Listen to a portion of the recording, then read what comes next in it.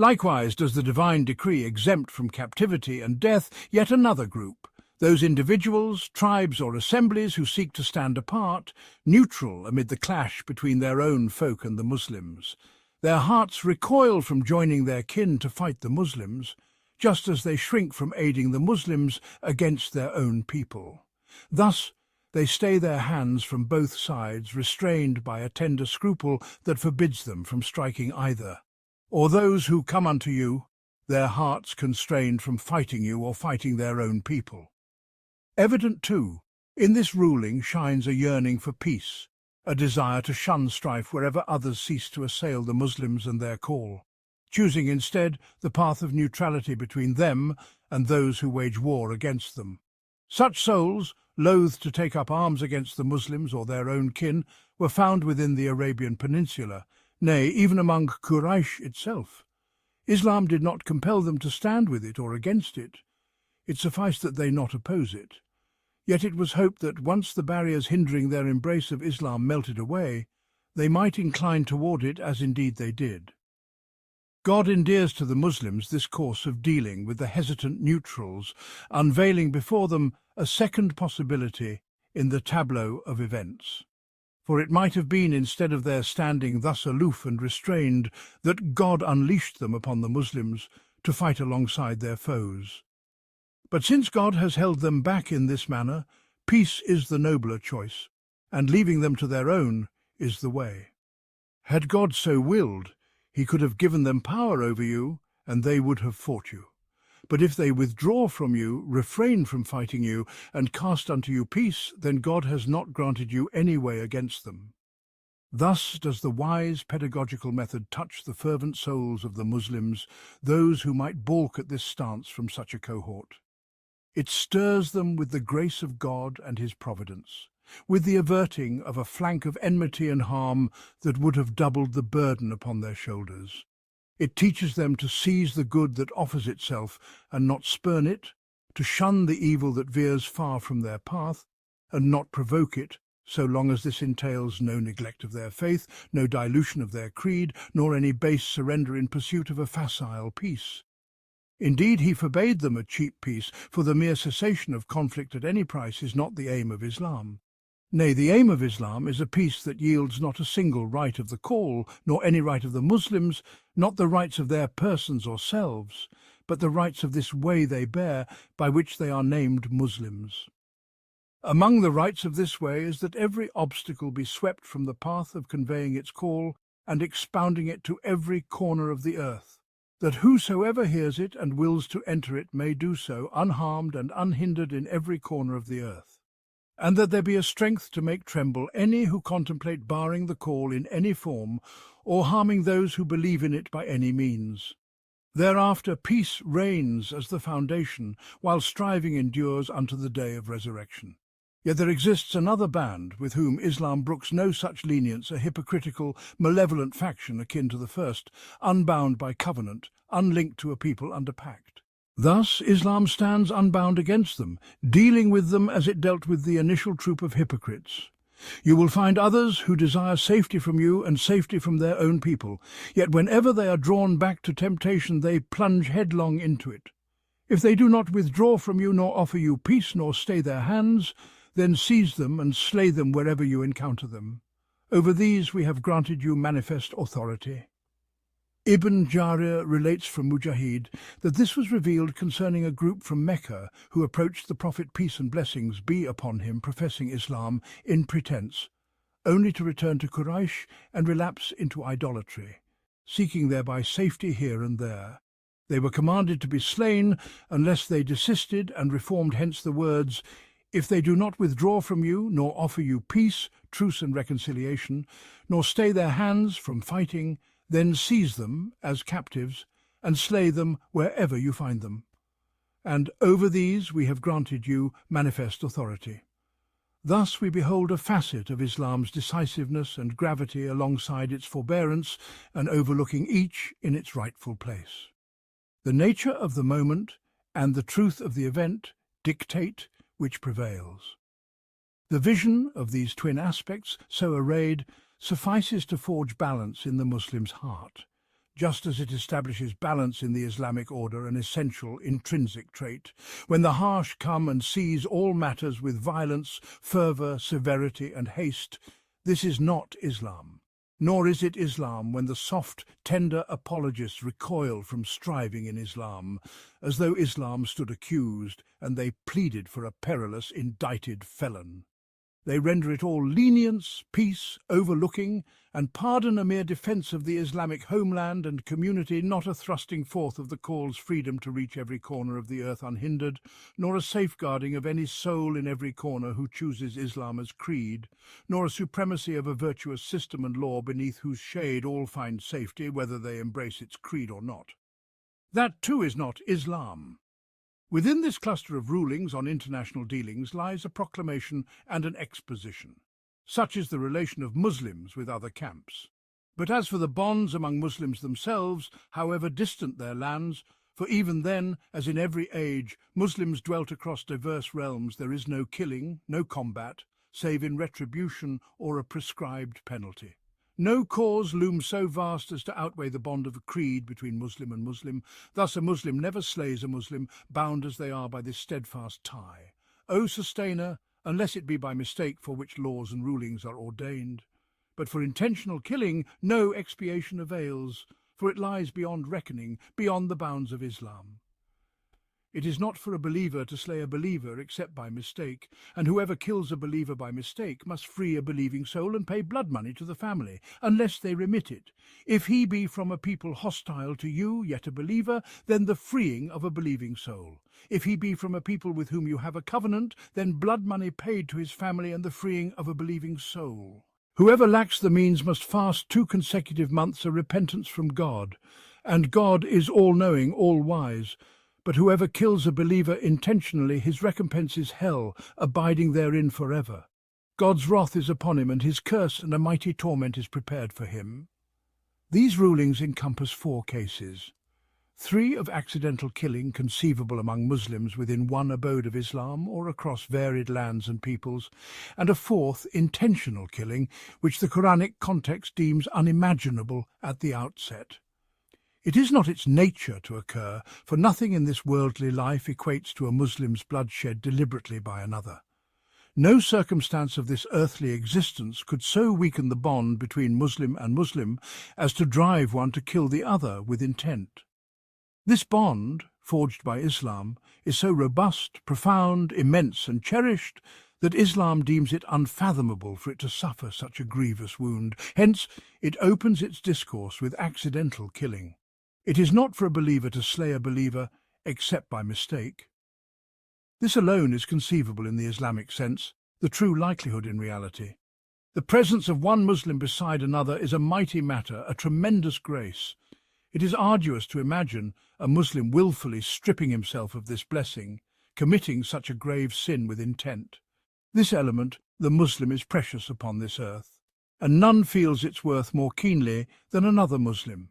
Thus, it is hard for him to contemplate its annihilation by killing a truth its bearers know in their souls and sensibilities, taught to them by God through this creed, this bond, this kinship, uniting them in the messenger of God, peace and blessings be upon him, then ascending to unite them in God Almighty, who knit their hearts in that wondrous divine harmony.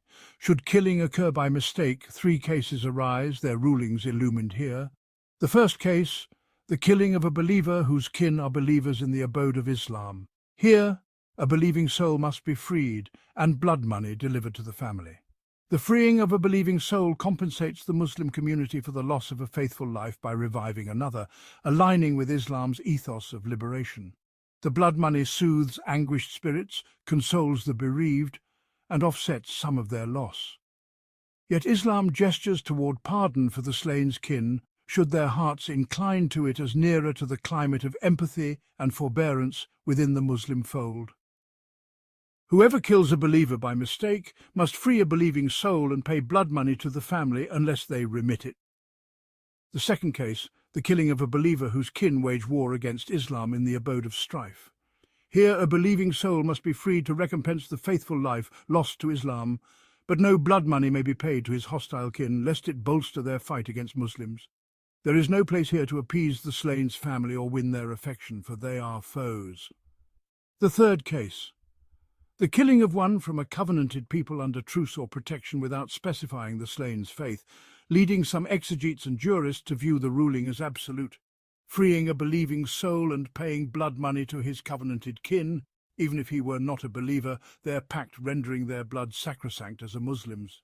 Yet it seems to us the discourse centers first on a believer's killing. It is not for a believer to slay a believer except by mistake. Then details diverse cases where the slain is a believer. The caveat in the second, if he be from a people hostile to you, yet a believer, reaffirms this due to their enmity. This is reinforced by the third's mention of freeing a believing soul, suggesting the slain was a believer, compensated by another's liberation. Else, freeing any soul without faith's condition would suffice. It is narrated that the prophet, peace and blessings be upon him, paid blood money for some slain from covenanted peoples. Yet no freeing of believing souls equal to their number is recorded, indicating blood money alone sufficed here, established by his practice, not this verse. Thus, this verse addresses solely a believer's killing, whether from believers in Islam's abode, foes in the abode of war, or a covenanted people under truce or protection. This is the clearest reading of accidental killing. As for intentional killing, it is the grave sin irreconcilable with faith.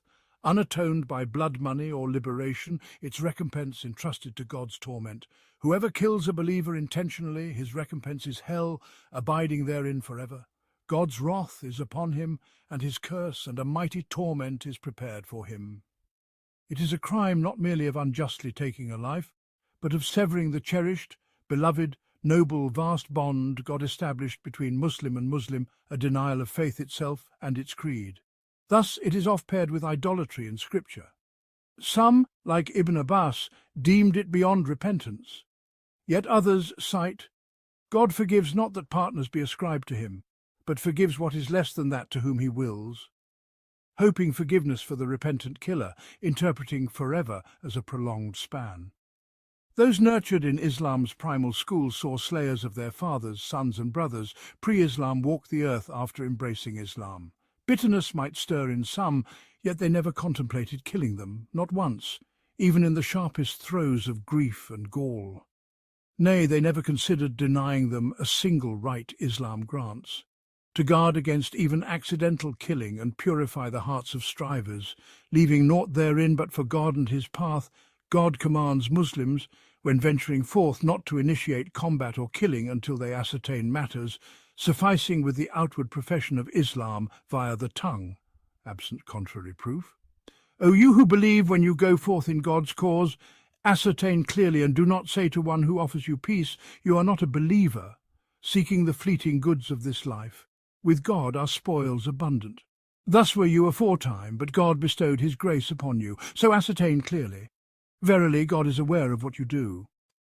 Numerous narrations recount this verse's occasion.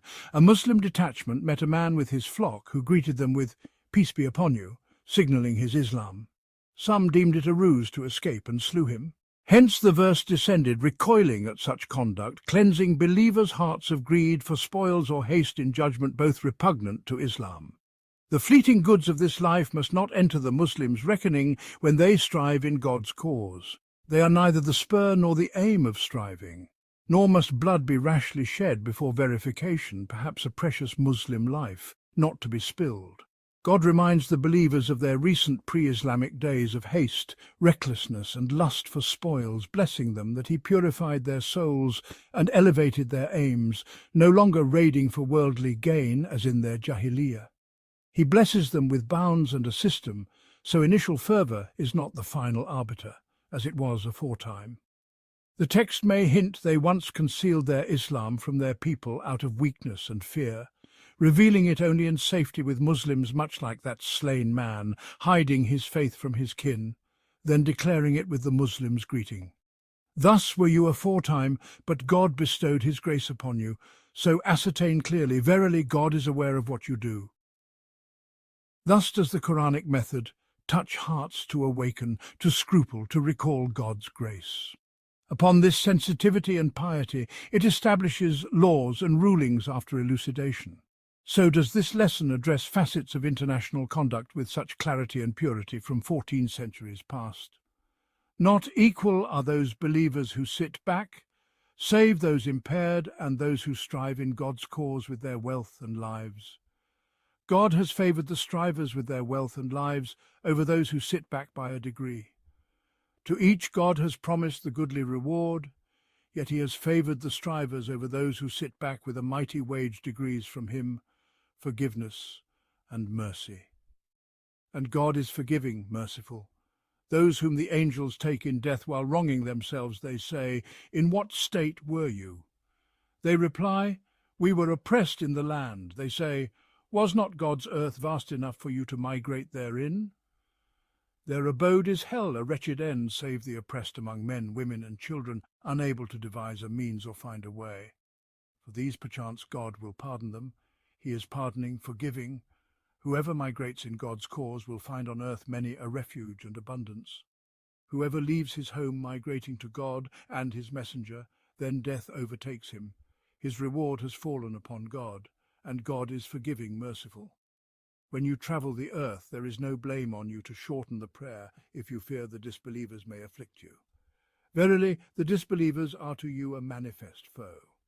When you are among them and lead them in prayer, let a group stand with you, bearing their arms. When they prostrate, let them be behind you. Then let another group who have not prayed come and pray with you, taking their precautions and arms. The disbelievers wish you to neglect your arms and gear, that they might assail you in a single rush. There is no blame on you, if rain or illness afflicts you, to set down your arms, yet take precaution. Verily, God has prepared for the disbelievers a humiliating torment. When you complete the prayer, remember God standing, sitting, and on your sides. When you are secure, establish the prayer. Verily, prayer is for believers a timed decree. Do not weaken in pursuing the foe. If you suffer pain, they suffer as you do, yet you hope from God what they hope not, and God is all-knowing, all-wise. This lesson is closely connected, tightly interwoven with the previous one, as well as the one before it. It is, in essence, a thematic continuation of the subject matter of the preceding two lessons. Were it not for the desire to establish the principles of international relations as ordained by Islam, we might have considered them along with this lesson as a single, uninterrupted discourse. For they are but links in one continuous chain. Its central theme is migration to the abode of Islam, the call for those Muslims who remain behind in the lands of disbelief and war to join the ranks of their brethren, striving in the path of God with their lives and their wealth, forsaking the relative comfort and personal interests that may be found in staying behind in Mecca, close to family and possessions. Perhaps this is the intended meaning behind God's words at the outset of this lesson. Not equal are those of the believers who sit at home, except those with disability and those who strive in the cause of God with their wealth and their lives. God has preferred those who strive with their wealth and their lives over those who sit at home by degrees, and to both God has promised the best reward. But God has preferred those who strive over those who sit at home with a great reward. Qur'an 4:95. For in Medina there were no sitters, except for the hypocrites and the obstructionists, those whom God had spoken of in an altogether different tone in the previous lesson. Following this passage comes another, containing a stern warning and a dire threat to those who remain behind in the land of disbelief, though they have the ability to migrate until the angels take their souls while they are wronging themselves. For them, their refuge is hell, what a wretched destination. Qur'an 4:97. Then follows yet another passage, in which God Almighty provides his assurance to those who migrate in his cause from the very moment they set out from their homes, seeking only him. In this passage, he addresses every fear that may arise in the human soul as it embarks upon this perilous journey, fraught with danger, laden with hardship, and demanding great sacrifice. Thus, the discourse flows seamlessly, speaking of jihad and migration to the land of the striving believers, of the rules governing relations between the Muslims in the land of migration and the various other groups beyond it, including those Muslims who have not migrated. the thread remains unbroken. This lesson also touches upon the manner of performing prayer in times of fear, whether on the battlefield or along the path of migration. The meticulous attention given to prayer, even in such perilous moments, reveals the depth of Islam's perspective on prayer, as we have previously noted.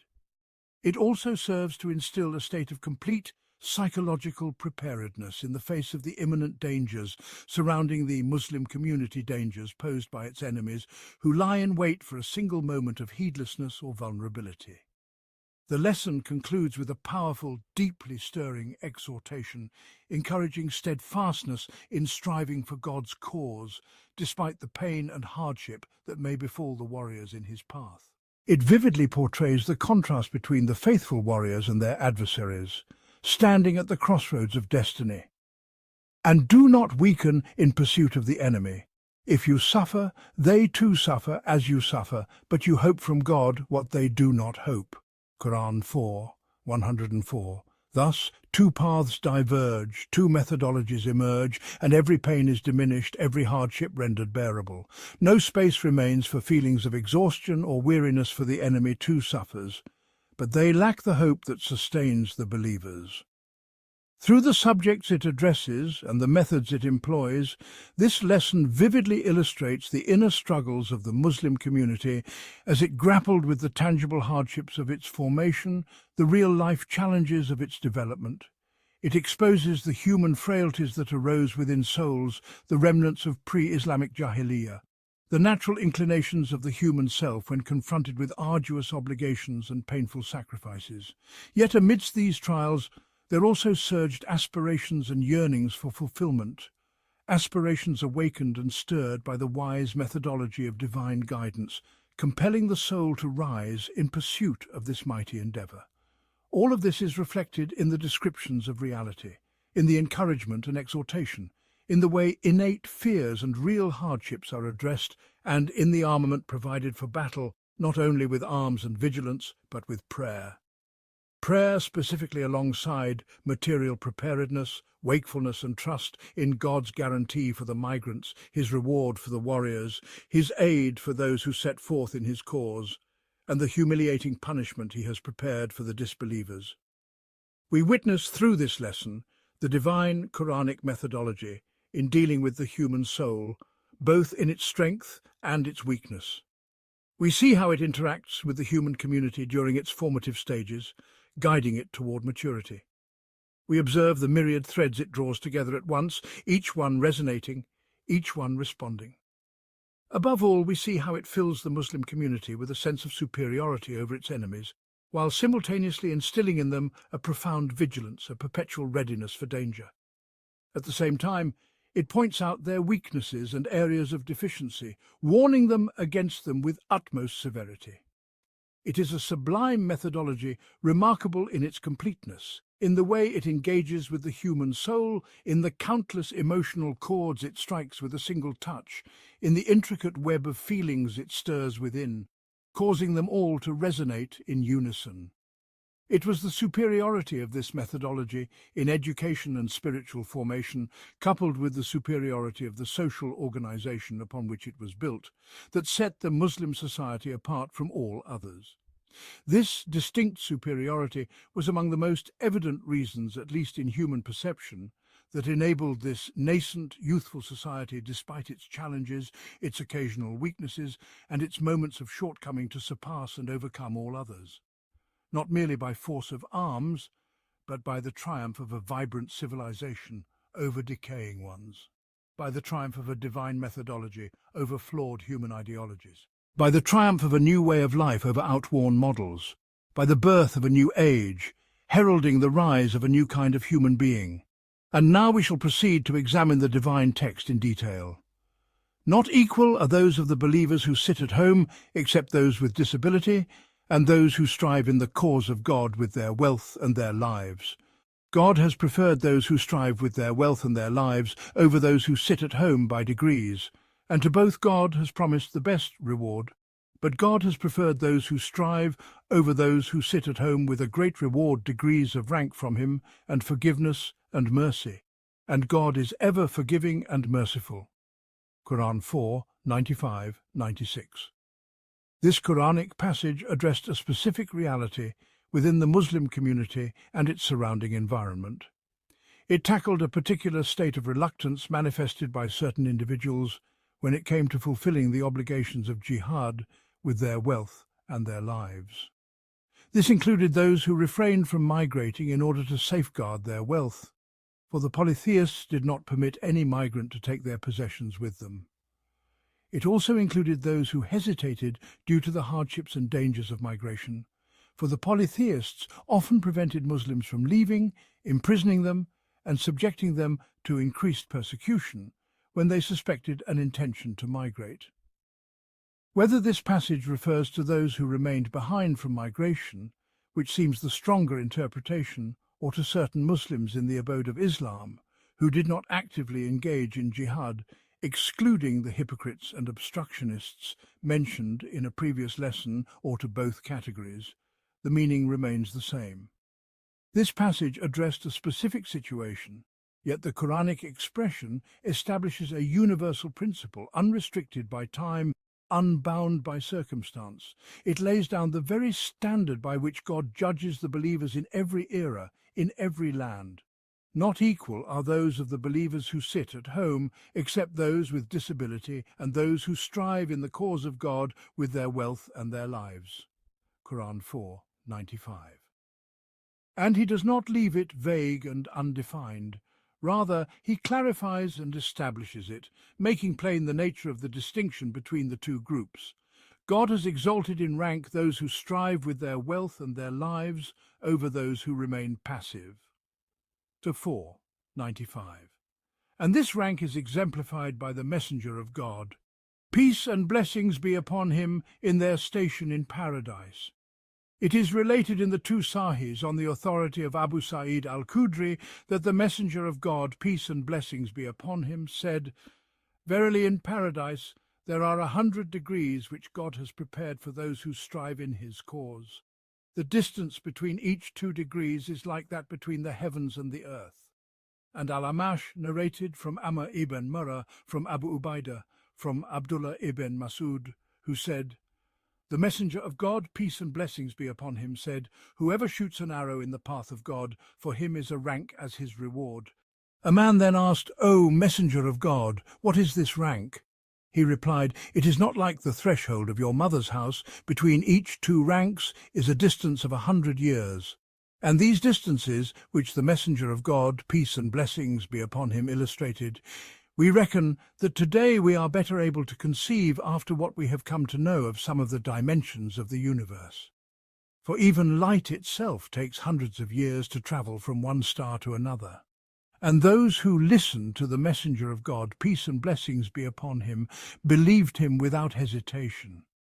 But as I said, perhaps today we are more capable not only through faith but also through understanding of envisioning these vast distances, having come to know something of the universe's wondrous expanses.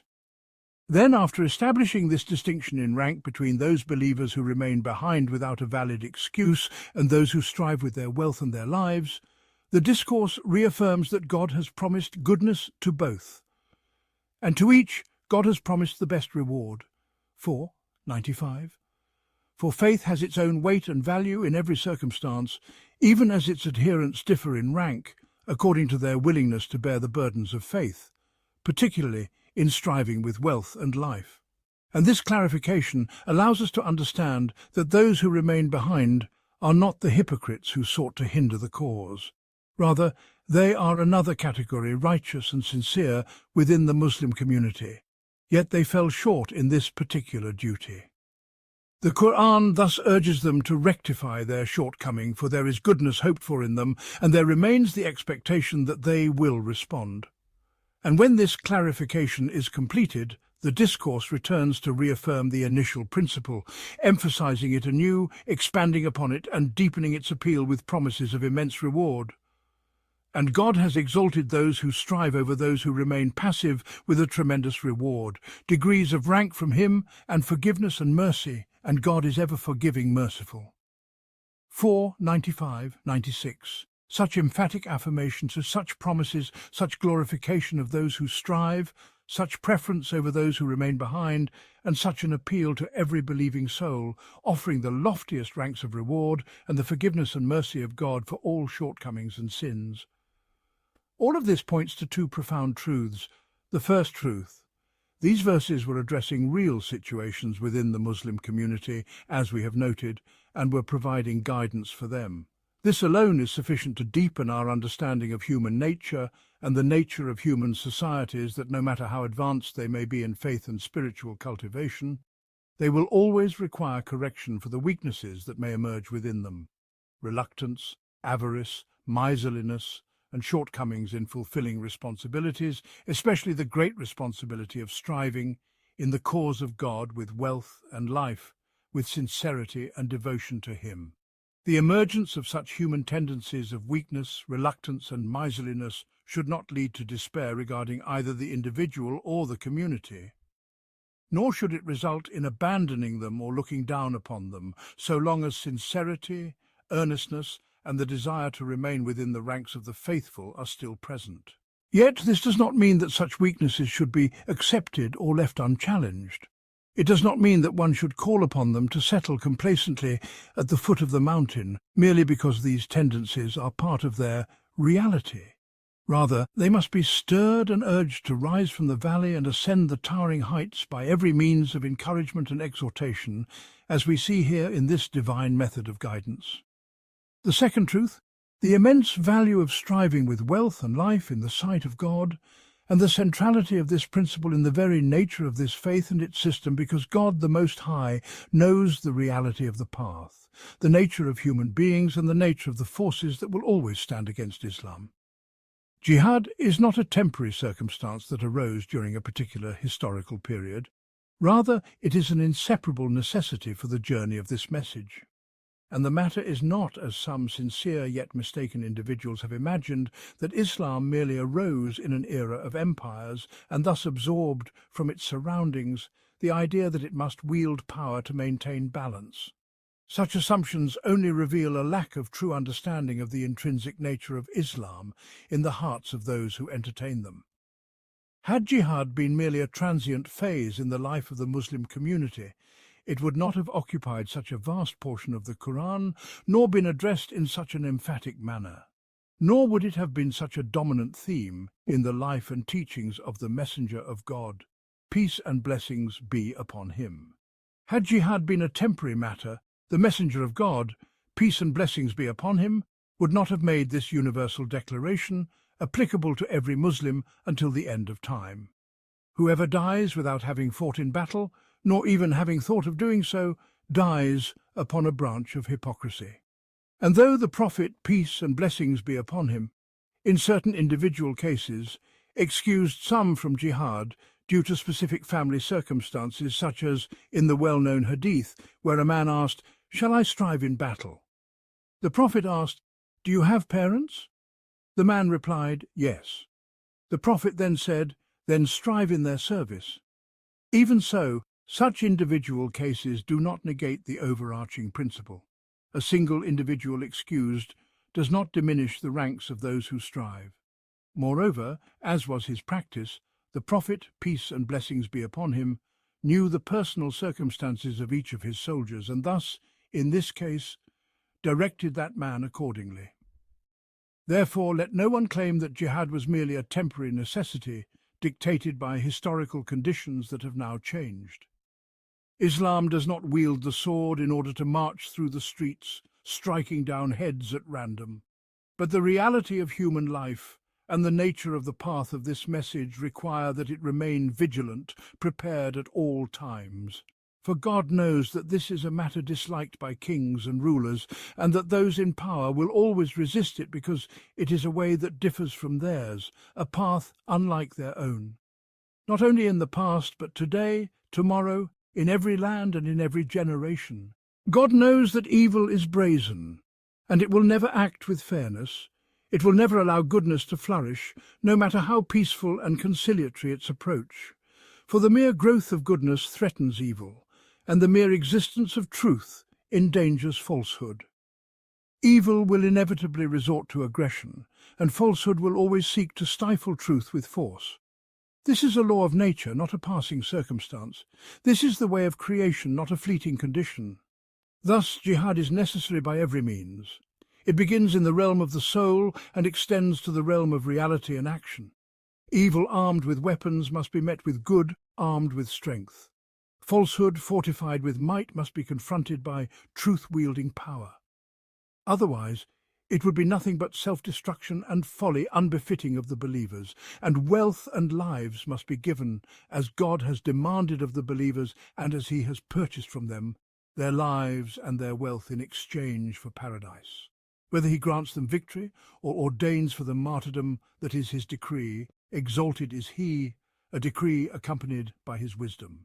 As for them, they shall have one of the two supreme rewards before their sustainer. And all people shall die when their appointed time comes, but the martyrs alone are those who attain martyrdom. There are fundamental anchor points in this faith, in its practical methodology, in the course it has charted, and in the inherent necessities of this course, necessities that are not subject to the changes of circumstances. These points must not become blurred in the consciousness of the believers under any condition. Among these points is jihad, of which God, exalted is he, speaks in this discourse the struggle solely for his cause, under his banner alone. This is the jihad that grants those slain in its pursuit the honoured title of martyrs, and it is they whom the celestial assembly receives with utmost reverence. After this, mention is made of those who remain behind, those who persist in dwelling in the land of disbelief, refusing to migrate. Their wealth and worldly interests hold them back, or their weakness prevents them from facing the hardships and pains of migration, though they are capable, if only they willed it and resolved to sacrifice, to undertake the journey. And so they remain until their appointed time arrives, and the angels come to take their souls. Of them, it is said, portraying them in a disgraceful and reprehensible image, one that stirs every complacent soul to flee for the sake of its faith, its creed, and its destiny before its sustainer from that state which is thus depicted. Indeed, those whom the angels take in death while they were wronging themselves, the angels will say, "In what condition were you?" They will reply, "We were oppressed in the land." The angels will say, "Was not the earth of God spacious enough for you to emigrate therein?" For those, their refuge is hell, and what an evil destination, except for the oppressed among men, women and children, who cannot devise a plan, nor are they guided to a way. For those perhaps God will pardon them, and God is ever pardoning and forgiving. Qur'an 4:97-99. This passage was addressing an actual situation in the Arabian Peninsula in Mecca and elsewhere after the migration of the Messenger of God, peace and blessings be upon him, and the establishment of the Muslim state. There were Muslims who had not migrated, held back by their wealth and interests, for the polytheists would not allow a migrant to leave with any portion of his wealth, or restrained by their fear and apprehension of the hardships of migration. For the polytheists would not permit a Muslim to migrate without obstructing him and lying in wait along his path. And there were those genuinely incapable of migrating, the elderly, women and children, who had neither the means to escape nor a way to undertake the journey. The torment inflicted by the polytheists upon those remaining Muslims intensified after their failure to capture the messenger, peace and blessings be upon him and his companion, and to prevent them from migrating. After the establishment of the Muslim state, after the Muslim state's challenge to the Quraysh's trade in Badr, and after the Muslims' decisive victory there, the polytheists, in their fury, subjected those who had remained behind to all manner of torment and persecution, seeking to coerce them into renouncing their faith. Some indeed succumbed, while others were forced to outwardly profess disbelief as a form of taqiyya, concealment of faith, joining the polytheists in their worship. This taqiyya had been permissible for them when no Muslim state existed to which they could migrate, whenever they had the ability to do so. But after the establishment of the state and the existence of a land of Islam submitting to persecution, resorting to taqiyya while having the opportunity to migrate and openly declare Islam and live in the land of Islam, this was no longer acceptable. Thus, these verses were revealed, describing those who remained behind, whether to safeguard their wealth and interests, or out of fear of the hardships of migration and the perils of the journey until their time of death arrived. These verses name them those who wronged themselves, for they deprived themselves of a life in the land of Islam, a life noble, pure, dignified, free and unshackled, and instead bound themselves to life in the land of disbelief, a life humiliated, subdued, weak and oppressed. And they were warned that their abode would be hell, and what an evil destination, which indicates that it refers specifically to those who were indeed coerced into abandoning their faith. Yet, in the style of the Qur'an, the language does not merely state a ruling. Rather, it paints a vivid scene, a living tableau imbued with movement and dialogue. Indeed, those whom the angels take in death while they were wronging themselves, the angels will say, "In what condition were you?" They will reply, "We were oppressed in the land." The angels will say, "Was not the earth of God spacious enough for you to emigrate therein?" Quran 4:97. The Quran addresses human souls, seeking to awaken within them the elements of goodness, honor and dignity, while also chasing away from them the forces of weakness, greed and cowardice. And so it depicts this scene. It presents a reality, but utilizes that reality in its most effective form for the treatment of the human soul. The moment of death itself is a scene that makes every soul tremble, a moment that stirs the imagination to grasp its gravity. And the appearance of the angels in this scene amplifies that sense of awe, urgency and heightened sensitivity. And these individuals, the ones who remained behind, have wronged themselves.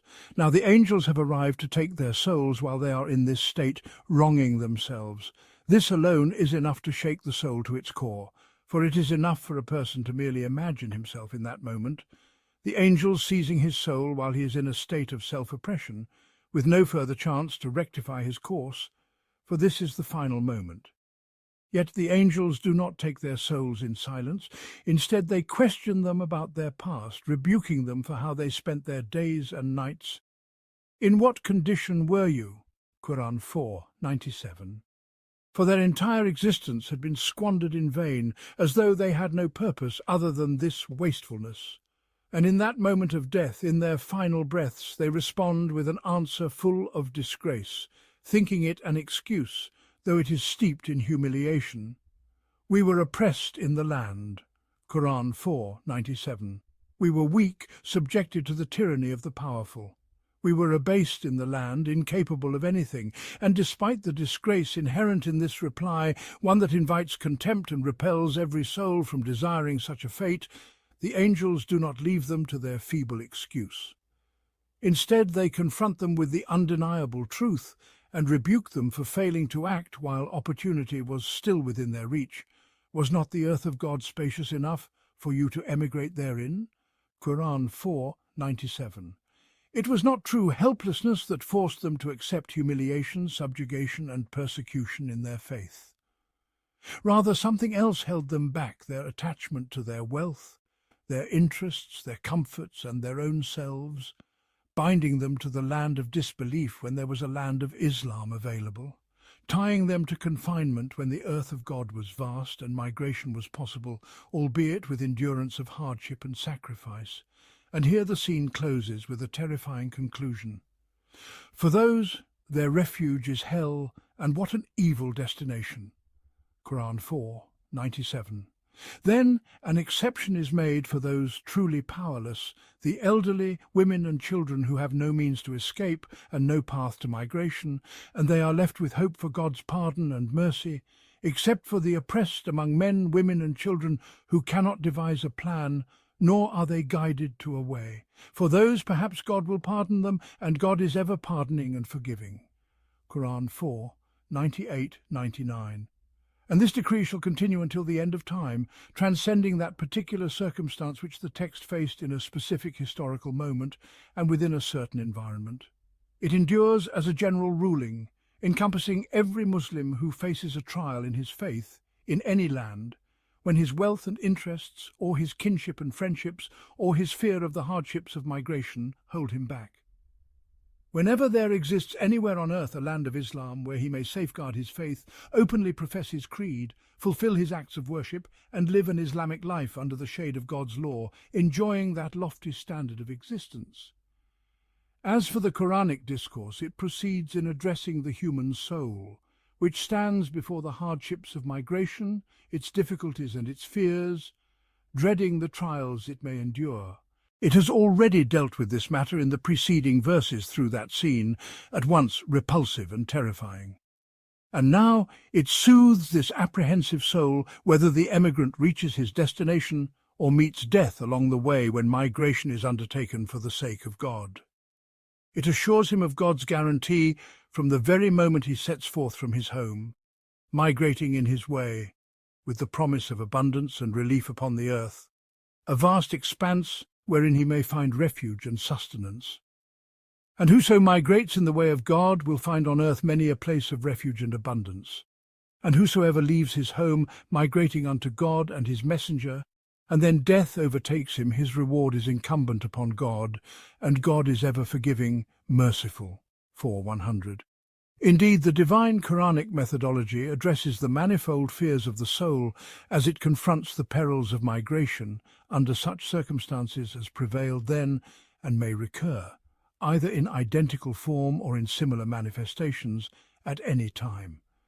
And it addresses this soul with clarity and eloquence, concealing nothing of the dangers nor veiling any of the perils, including the peril of death itself, yet at the same time it instills within it a sense of reassurance through other truths and through God's own divine guarantee. Firstly, it defines migration as being in the way of God. This is the migration that is recognized in Islam. It is not a migration for wealth, nor a migration to escape discomfort, nor a migration in pursuit of pleasure and desire, nor a migration for any worldly gain. And whosoever migrates in this manner for the sake of God shall find upon the earth vastness and freedom. The earth will not constrain him, nor will he lack the means to survive, to earn his livelihood, and to live. And whoso migrates in the way of God will find on earth many a place of refuge and abundance. 4:100. Yet it is the frailty of the soul, its attachment and its miserliness that make it imagine that the means of life and sustenance are bound to a specific land, confined by particular circumstances and dependent on certain conditions, so that if it were to part with them, it would find no way to survive.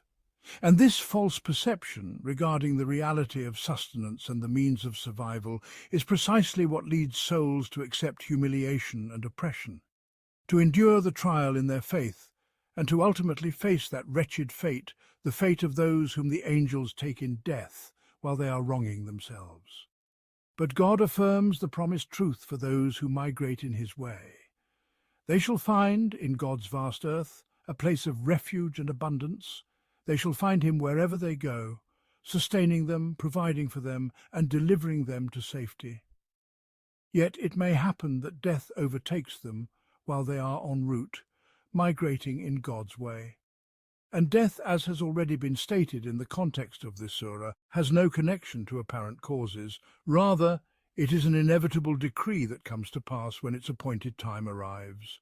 Whether one remains in place or sets forth, no soul can outstrip its term, nor can it delay it. 7:34. Nevertheless, the human soul has its own perceptions and is influenced by outward circumstances, and the divine methodology takes this into account and addresses it accordingly. Thus, it grants God's guarantee that the reward is already secured upon him from the very first step when one departs from his home, migrating unto God and his messenger. And whosoever leaves his home, migrating unto God and his messenger, and then death overtakes him, his reward is incumbent upon God.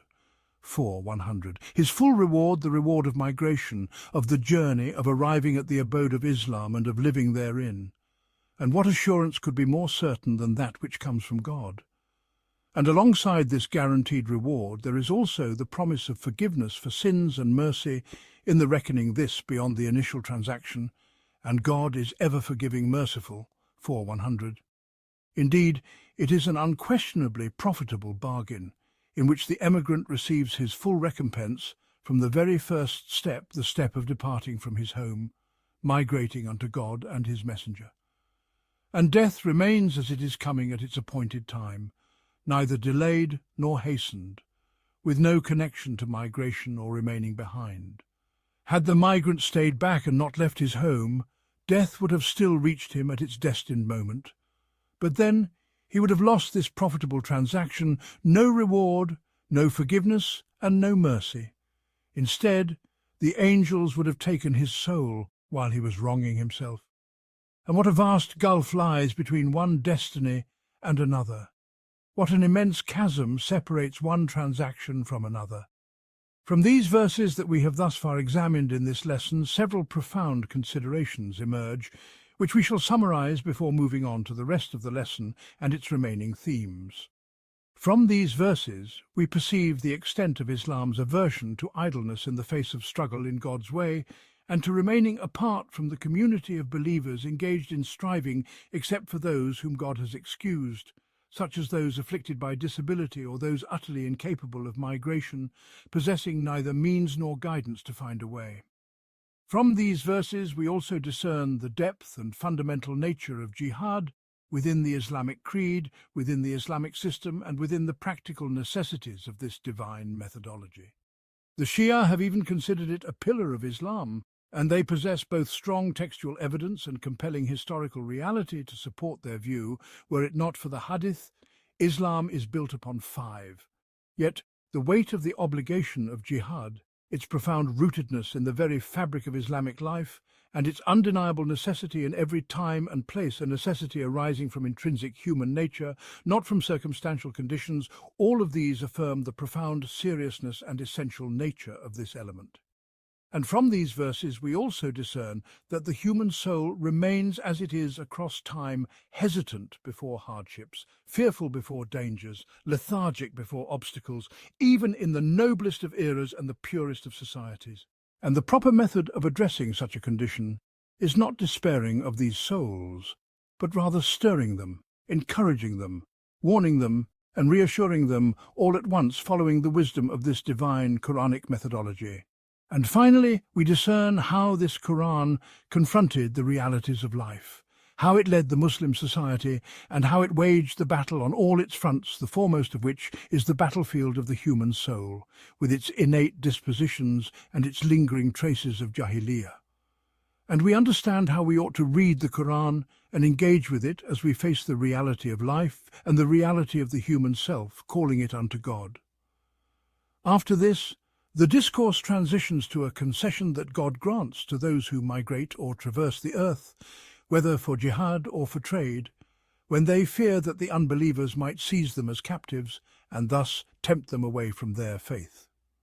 This concession pertains to the shortening of prayer, a shortening distinct from that which is generally permitted to travellers, whether they fear the persecution of the unbelievers or not. This is a specific allowance. And when you journey upon the earth, there is no blame upon you if you shorten the prayer, if you fear that those who disbelieve may cause you harm, for indeed the disbelievers are unto you an open enemy. 4:101. Verily, the one who travels upon the earth is in dire need of a continuous connection with his sustainer, a connection that supports him in his trials, completes his provisions, and arms him for the path ahead and for the challenges that await him. And prayer is the closest of all bonds to God. It is the provision with which Muslims are called to seek aid in times of distress and adversity. Whenever hardship or fear arises, they are commanded and seek help through patience and prayer. 2:45. Thus, its mention here comes at the most fitting moment in the time of greatest need and urgency. How direly does the one who fears along the path need to find peace in the remembrance of God! How direly does the emigrant from his land need to seek refuge in the sanctuary of God! Yet the complete prayer, with all its standing, bowing and prostration, may hinder the traveller from escaping an ambush nearby, or it may draw the attention of his enemy, revealing his presence, or it may render him vulnerable while he is bowing or prostrating, leaving him exposed to capture. Thus, this concession is granted, allowing the traveller to shorten his prayer when he fears persecution. The interpretation we select regarding this shortening is the one chosen by Imam al-Jassas. that it is not a reduction in the number of rakas making the 4-unit prayers into 2, for this is already a general concession granted to all travellers, irrespective of any fear of persecution.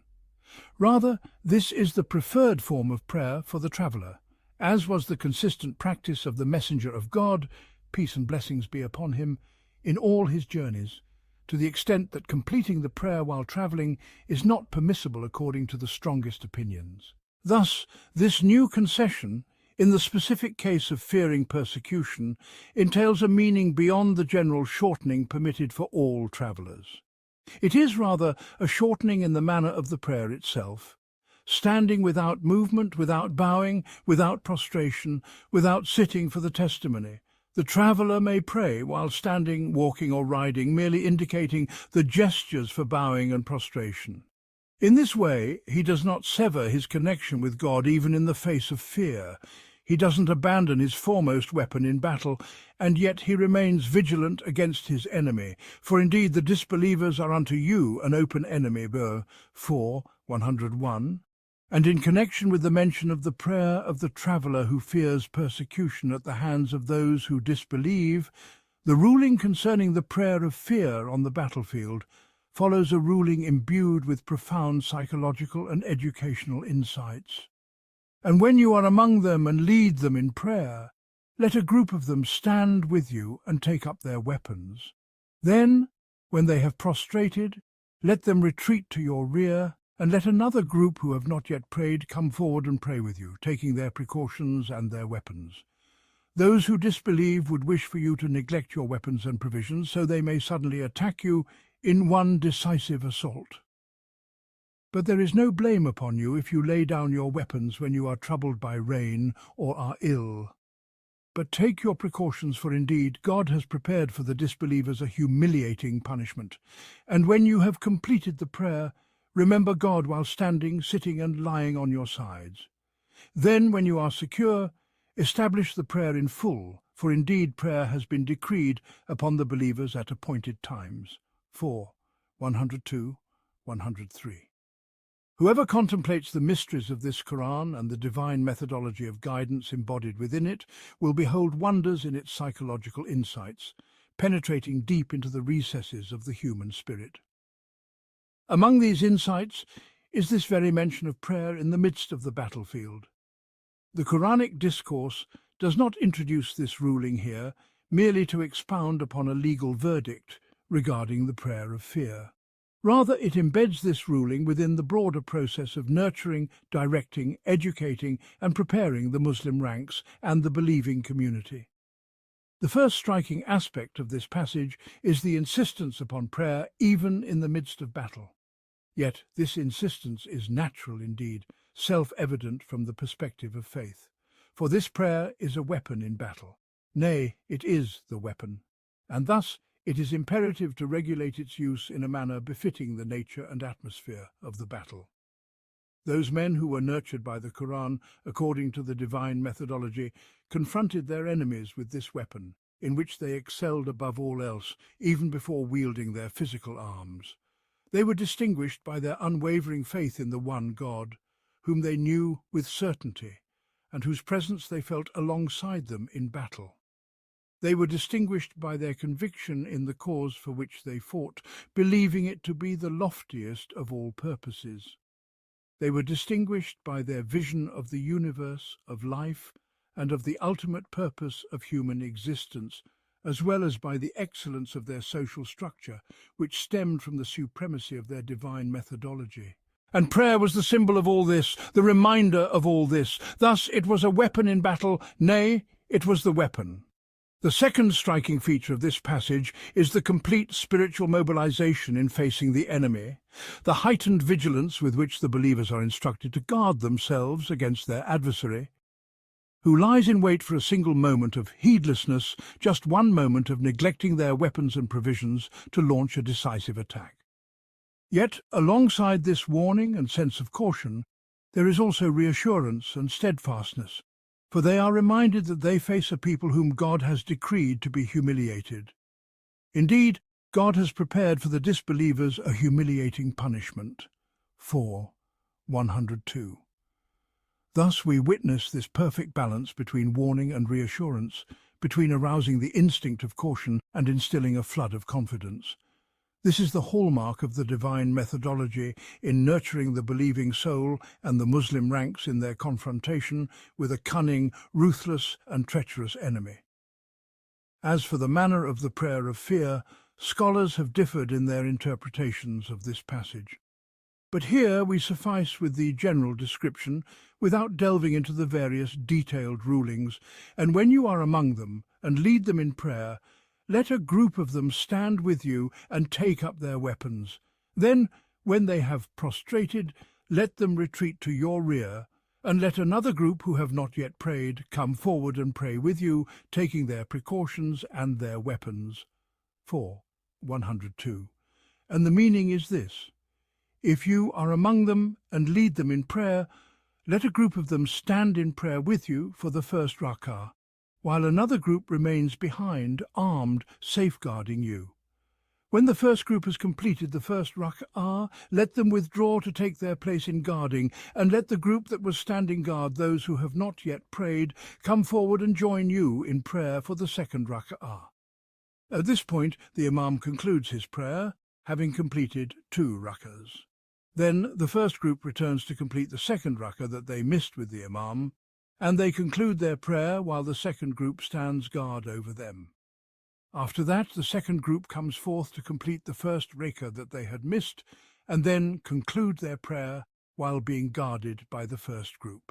Thus both groups perform their prayer under the leadership of the Messenger of God, peace and blessings be upon him, and likewise under the leadership of his successors, his commanders, and the leaders of the Muslims in every battle.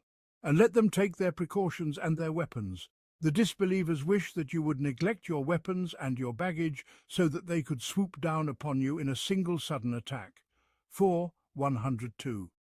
Such is the ever-present desire in the hearts of the disbelievers against the believers. The years pass, the centuries roll by, and this reality remains unchanged, a reality that God instilled in the hearts of the first believing community, as he laid out for them the general strategies of warfare, and at times even the specific tactical maneuvers, as we have seen in the arrangement of the Salat al-Khawf, the prayer of fear.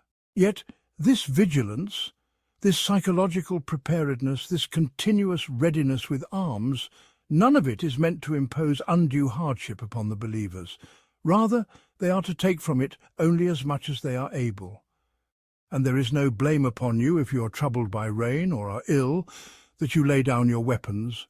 4. 102. Carrying arms in such circumstances would be burdensome and ineffective. It suffices to remain cautious and to place trust in God's help and his victory.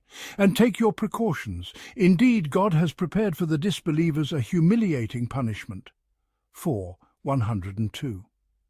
Perhaps it is this very caution, this unwavering vigilance, that serves as the instrument by which the humiliating punishment that God has prepared for the disbelievers is brought to fruition. Thus, the believers become the veil through which his power is manifested, the instrument through which his will is executed. And yet, alongside this state of alertness, there remains a deep sense of peace that comes with trust in divine victory over those whom God has destined for humiliation and ruin. And when you have completed the prayer, remember God while standing, sitting and lying on your sides. But when you feel secure, then establish the prayer in full. Indeed, prayer has been enjoined upon the believers at prescribed times. 4. 103. Thus, he directs them to remain ever connected with him in all states and conditions beyond the mere performance of prayer. For this is the great provision, the unfailing weapon that never dulls or decays. But when the state of fear has passed, then establish the prayer, establish it in its full and complete form, without the shortening necessitated by fear, for it is an obligation bound to specific times. And when the circumstances that allow for certain dispensations cease to exist, prayer must return to its original prescribed form. From this verse, indeed, prayer has been enjoined upon the believers at prescribed times. 4. 103. The Zahiri school of thought derives its opinion that missed prayers cannot be performed later, for they argue that prayer is only valid within its designated time frame. Once that time has passed, there is no means of establishing the prayer. However, the majority of scholars hold that making up missed prayers is valid, though they emphasize the merit of performing them at their designated times, and discourage unnecessary delay. But beyond this, we need not delve into the finer details of jurisprudential rulings. This passage concludes with an exhortation to persist in striving in the path of God, even amidst suffering, exhaustion, and hardship. It touches the hearts of the believers with a profound and evocative message, one that penetrates the depths of their souls and casts a brilliant light upon their destiny, their purpose, and their path. And do not weaken in pursuit of the enemy. If you are suffering, they too are suffering just as you are suffering, but you hope from God that which they do not hope, and God is all-knowing, all-wise. 104. How few are the words, yet how immense their meaning. They draw the stark lines that separate the two sides in this struggle. The believers endure pain and wounds in battle, but they're not alone in this suffering. Their enemies too experience pain, wounds, and hardship, yet how vast is the gulf between them. The believers labor and strive with their eyes set upon God, anticipating their reward from Him. As for the disbelievers, they are lost adrift in meaninglessness, neither turning to God nor hoping for anything from Him in this life or the next. Thus, if the disbelievers persist in war, how much more should the believers persist in their resolve? If the disbelievers endure its pains, how much more deserving are the believers to endure their own? And how fitting it is that they should not cease in their pursuit of the enemy, nor relent in their struggle against them, until their strength is utterly broken, and until there is no more discord, and the way of life is solely for God. Such is the supreme merit of faith in God in every struggle. For there come moments when hardship surpasses endurance, when suffering overwhelms the soul, and the human heart is in dire need of a replenishing force, an inexhaustible sustenance. It is in those moments that divine aid descends from this unfailing source, that provision arrives from the boundless shelter of God's mercy. This exhortation was delivered in the context of an open, balanced battle, a battle in which both sides bore arms and fought on equal footing. Yet there may come a time when the believing community finds itself in a different kind of struggle, one not fought on an open battlefield with equal arms. Even then, the principle remains unchanged. Falsehood is never truly at peace, even when it appears victorious. It suffers from within, tormented by its own contradictions, torn by its internal strife, and clashing against the very nature of existence itself. In such times, the believing community must endure without faltering. It must remember that if it suffers, so too does its enemy. And suffering takes many forms, wounds come in many shades. But you hope from God that which they do not hope. 104. This is the profound solace. This is the great divide. And God is all-knowing, all-wise. 104. Knowing how hearts battle within themselves, how souls wrestle with pain and wounds, and prescribing for each spirit the remedy that soothes and heals. Indeed, we have sent down to you the book in truth, so that you may judge between people by what God has shown you. So do not be an advocate for traitors, and seek forgiveness from God. Indeed, God is ever forgiving, most merciful, and do not argue on behalf of those who deceive themselves. Indeed, God does not love one who is treacherous and sinful. They conceal their evil intentions from people, but they cannot conceal from God, for He is with them when they conspire by night with words He does not approve, and God encompasses all that they do. Here you are, those who've argued on their behalf in this worldly life, but who will argue with God for them on the day of resurrection, or who will be their defender? And whoever does evil or wrongs himself and then seeks God's forgiveness will find God most forgiving, most merciful. And whoever commits a sin, he only commits it against himself.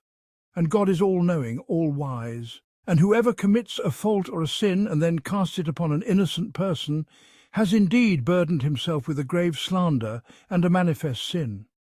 And were it not for the grace of God upon you and His mercy, a group of them would have sought to mislead you.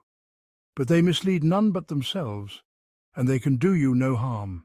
And God has sent down to you the book and the wisdom, and has taught you what you did not know. and great indeed is the grace of God upon you. Qur'an 4, 105, 113. These verses narrate a story for which the earth knows no parallel, and humanity has no likeness. They alone bear witness that this Qur'an and this religion must be from God. For no matter how elevated human perception may become, no matter how pure their souls, no matter how upright their dispositions, human beings, on their own, cannot ascend to this level that these verses signify, except through divine revelation.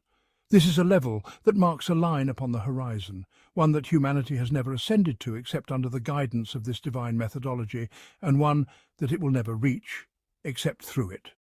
At the very time when the Jews of Medina were unleashing every poisoned arrow in their treacherous quiver against Islam, and the Muslims' arrows, whose effects have been recounted in this surah, as well as in Surah Al-Baqarah and Surah Al-Imran. At a time when they were spreading falsehoods, inciting the polytheists, encouraging the hypocrites, charting their course for them, spreading rumours, misleading minds, slandering the Prophet's leadership, casting doubt upon revelation and prophethood, and attempting to corrode the Muslim community from within while provoking its enemies to attack from without.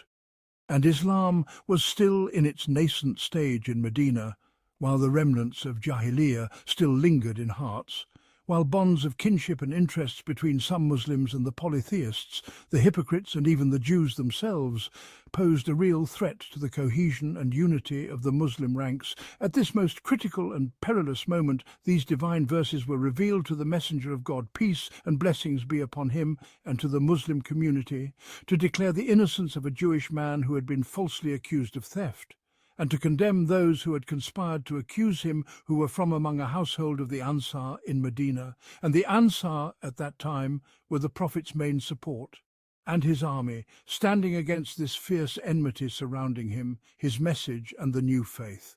What a level of purity, justice and moral sublimity! And what words could possibly rise to describe such a level? Every word, every commentary and every reflection falls short of this towering summit, one that human beings cannot attain on their own, nor even conceive of on their own, except when guided by God's methodology toward this lofty, luminous horizon. The story, as recounted from multiple sources regarding the reason for the revelation of these verses, is that a group of the Ansar Qatada Ibn al-Numan and his uncle Rifa'ah had gone on an expedition with the Messenger of God, peace and blessings be upon him. During this time, a coat of armour belonging to one of them, Rifa'ah, was stolen. Suspicion fell upon a man from the Ansar, from a household known as Banu Ubayrik. The owner of the armour went to the Messenger of God, peace and blessings be upon him, and said, "Utma ibn Ubayrik stole my armour." In another narration it is said that it was Bashir ibn Ubayrik, and in this account it is mentioned that Bashir was a hypocrite who composed poetry defaming the companions and attributed it to some Arab tribes. When the thief realized that suspicion had fallen upon him, he took the armour and placed it in the house of a Jewish man named Zayd ibn al-Samin. Then he went to some of his kinsmen and said, "I have hidden the armour and placed it in the house of so-and-so. It will be found there." So they went to the Messenger of God, peace and blessings be upon him, and said, "O Prophet of God, our companion is innocent, and the one who stole the armour is so-and-so. We have certain knowledge of this, so excuse our companion before the people and plead on his behalf, for if God does not protect him through you, he will surely perish." When the Messenger of God, peace and blessings be upon him, learned that the armour had been found in the house of the Jewish man, he declared Ibn Ubayrik innocent and cleared him before the people. His family had previously told the Prophet, peace and blessings be upon him, before the armour was discovered in the Jewish man's house.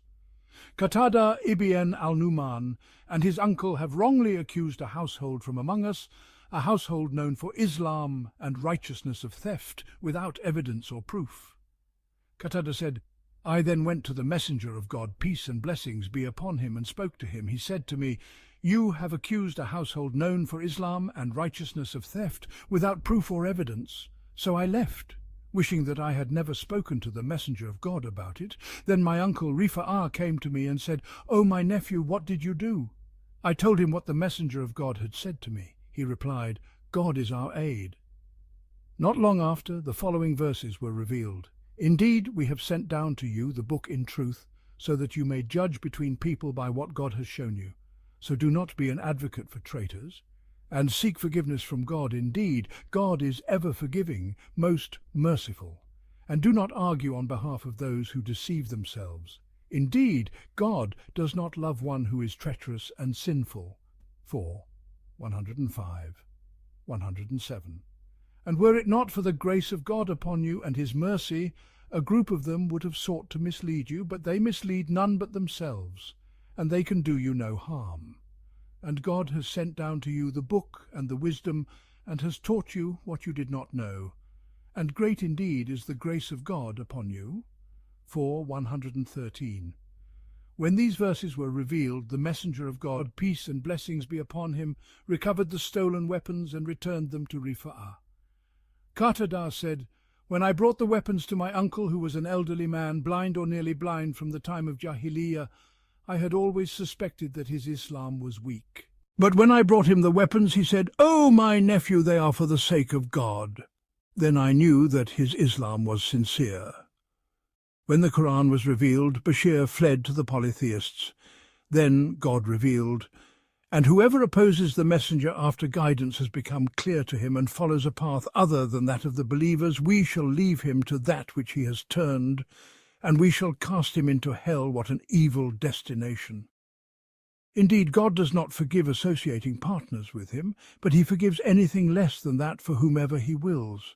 And whoever associates partners with God has indeed gone far astray. 4, 115, 116. The issue at hand was not merely the exoneration of an innocent man against whom a conspiracy had been woven to ensnare him in false accusations, though the vindication of the innocent is in itself a matter of immense weight in the scales of God. It was something far greater than that. It was about establishing the balance of justice that does not sway with personal inclinations, nor with tribal loyalties, nor does it waver under the influence of love or hatred, regardless of circumstances or conditions. The matter was about purging this nascent community of impurities, treating the frailties of human nature within it, and cleansing the remnants of pre-Islamic jahiliyyah, and tribal partisanship in all their manifestations, even when they appeared in the guise of religious zeal whenever the question of justice among men was at stake. It was about laying the foundations of this new and unprecedented society, one unparalleled in human history, upon a firm, pure and unshakable base, untainted by selfish desire, personal interest or tribal bias, and unmoved by passions, inclinations and worldly temptations. There were many reasons that might have justified overlooking the incident, or at least not addressing it with such severity and public condemnation, exposing it to all eyes, and laying it bare before the people in such an uncompromising and unequivocal manner. There were indeed multiple reasons, had earthly considerations been the decisive factor, and had the standards and measures of men been the ones to govern this approach. One glaring reason was that the accused was a Jew, one of the Jews, the same Jews who never spared an opportunity to launch their poisoned arrows in the war against Islam and its adherents, the Jews who, in that period, were making the Muslims suffer immensely, as God has willed them to do in every epoch. These were the same Jews who recognized neither truth nor justice, who held no regard for any ethical value in their dealings with the Muslims whatsoever. Another reason was that the case involved the Ansar, the helpers, those who had given refuge and support to the Prophet. The incident, if openly addressed, could have sown discord among some of their households. Meanwhile, directing the accusation toward a Jew would have averted the spectre of division among the Ansar. A third reason was the avoidance of gifting the Jews with another weapon against the Ansar. It would have given them an opportunity to mockingly proclaim that the Muslims were now accusing the Jews of theft whenever one of their own was caught stealing. The Jews would not have missed the chance to exploit such an incident for their own advantage. Yet the matter was far greater than all of this. It transcended all these minor considerations, minor in the scales of Islam. The real concern was the moral and spiritual education of this newly formed community, preparing it to bear the immense responsibilities of its mission as the successors, khulafa, of God upon the earth and the leaders of humanity. This ummah could not fulfill its role of stewardship over the world, nor could it assume the helm of human civilization unless it established within itself a unique and superior paradigm, one unlike anything humanity had ever known. And not only did this paradigm need to be clearly defined, but it also had to be firmly embedded in the actual practice of the community. The very fabric of this society had to be purified through rigorous refinement, purging it of every trace of human frailty and every remnant of pre-Islamic jahiliyyah. Justice had to be upheld within it, justice in its purest form, untainted by earthly considerations, self-interest or circumstantial expediencies that people often deem too great to ignore. And so, God exalted is he chose this particular incident, at this very moment, involving a Jew, one of the Jews who at that time were causing untold distress to the Muslims in Medina, who were stirring up the polytheists against them, strengthening the hand of the hypocrites, and deploying every ounce of their cunning, experience and knowledge to undermine this newfound faith. And he chose this incident at a time when the Muslims were surrounded by hostility on every front, with the Jews lurking behind all these enmities. God selected this event in this precise context to convey to the Muslim community what he willed to impart, and to teach them what he intended for them to learn. Thus there was no room for diplomacy, no place for tact, no space for political manoeuvring or strategic discretion. There was no room to prioritize the apparent interests of the Muslim community, nor to make allowances for the pressing circumstances enveloping them. Here the matter was one of utter seriousness, untainted by embellishment or concealment. The issue at stake was the divine methodology and its foundational principles. It was about the formation of this ummah, which was being prepared to uphold and disseminate this methodology. It was about justice among men, justice at a level that mankind cannot attain nor even conceive except through divine revelation and divine assistance. From this lofty summit, one can gaze down upon the lowlands of human civilization across all nations and throughout the ages and see them mired in the valleys below. One can perceive, between this exalted peak and those depths, the jagged rocks of cunning, deceit, political stratagems, diplomatic subtleties, pragmatic skillfulness, national interests, state interests, and group interests, all the labels and banners under which men justify their moral compromises. But if one looks deeper beneath these facades, one will see nothing but decay and corruption. Yet when one lifts their gaze once more, they will see, scattered throughout history, the luminous figures of the Muslim Ummah ascending from the base of the mountain toward the summit, striving toward that peak to which the divine guidance has directed them. As for the filth that pre-Islamic civilizations, past and present, have labeled justice, it is not even worth uncovering in the presence of such a pure and dignified atmosphere. Now let us turn to the divine decree itself. Indeed, we have revealed to you the book in truth, so that you may judge between people by what God has shown you. So do not be an advocate for the deceitful, and seek forgiveness from God. Indeed, God is ever forgiving and merciful. And do not argue on behalf of those who deceive themselves. Indeed, God does not like those who are habitually deceitful and sinful. They conceal their deception from the people, but they cannot conceal it from God. For he is with them when they conspire by night, in words that he does not approve, and God encompasses all that they do. Here you are arguing on their behalf in this worldly life, but who will argue with God for them on the day of resurrection? Or who will be their defender? 105, 109. One cannot help but sense in the very tone of these verses an unyielding firmness and indignation in defense of truth, a fervent jealousy for justice. This intensity permeates the atmosphere of the verses radiating from them. The first aspect of this is the reminder to God's messenger, peace and blessings be upon him, that the book has been revealed to him in truth, so that he may judge among people by what God has shown him. Immediately following this reminder comes the prohibition against advocating for those who are guilty of betrayal and deceit, defending them or arguing on their behalf, and the command for him to seek God's forgiveness for any such inclination. Indeed, we have revealed to you the book in truth so that you may judge between people by what God has shown you. So do not be an advocate for the deceitful, and seek forgiveness from God. Indeed, God is ever forgiving and merciful. 4. 105, 106. Then this prohibition is repeated, with an added description of the guilty, those for whom the Prophet had argued as being individuals who deceive themselves. And it is further explained that God does not love those who are habitually treacherous and sinful, and do not argue on behalf of those who deceive themselves. Indeed, God doesn't like those who are habitually deceitful and sinful. 4. 107. Though they may appear to betray others, in truth they are betraying none but themselves. They betrayed others outwardly, yet in truth they betrayed none but themselves. For they betrayed the community and its path, its principles that distinguish and set it apart. They betrayed the trust placed upon the entire community of which they were a part. And then they betrayed themselves in yet another way, by exposing themselves to the sin for which they shall be recompensed with the most severe punishment. For God shall abhor them and chastise them for their iniquity, a betrayal of the self beyond any doubt.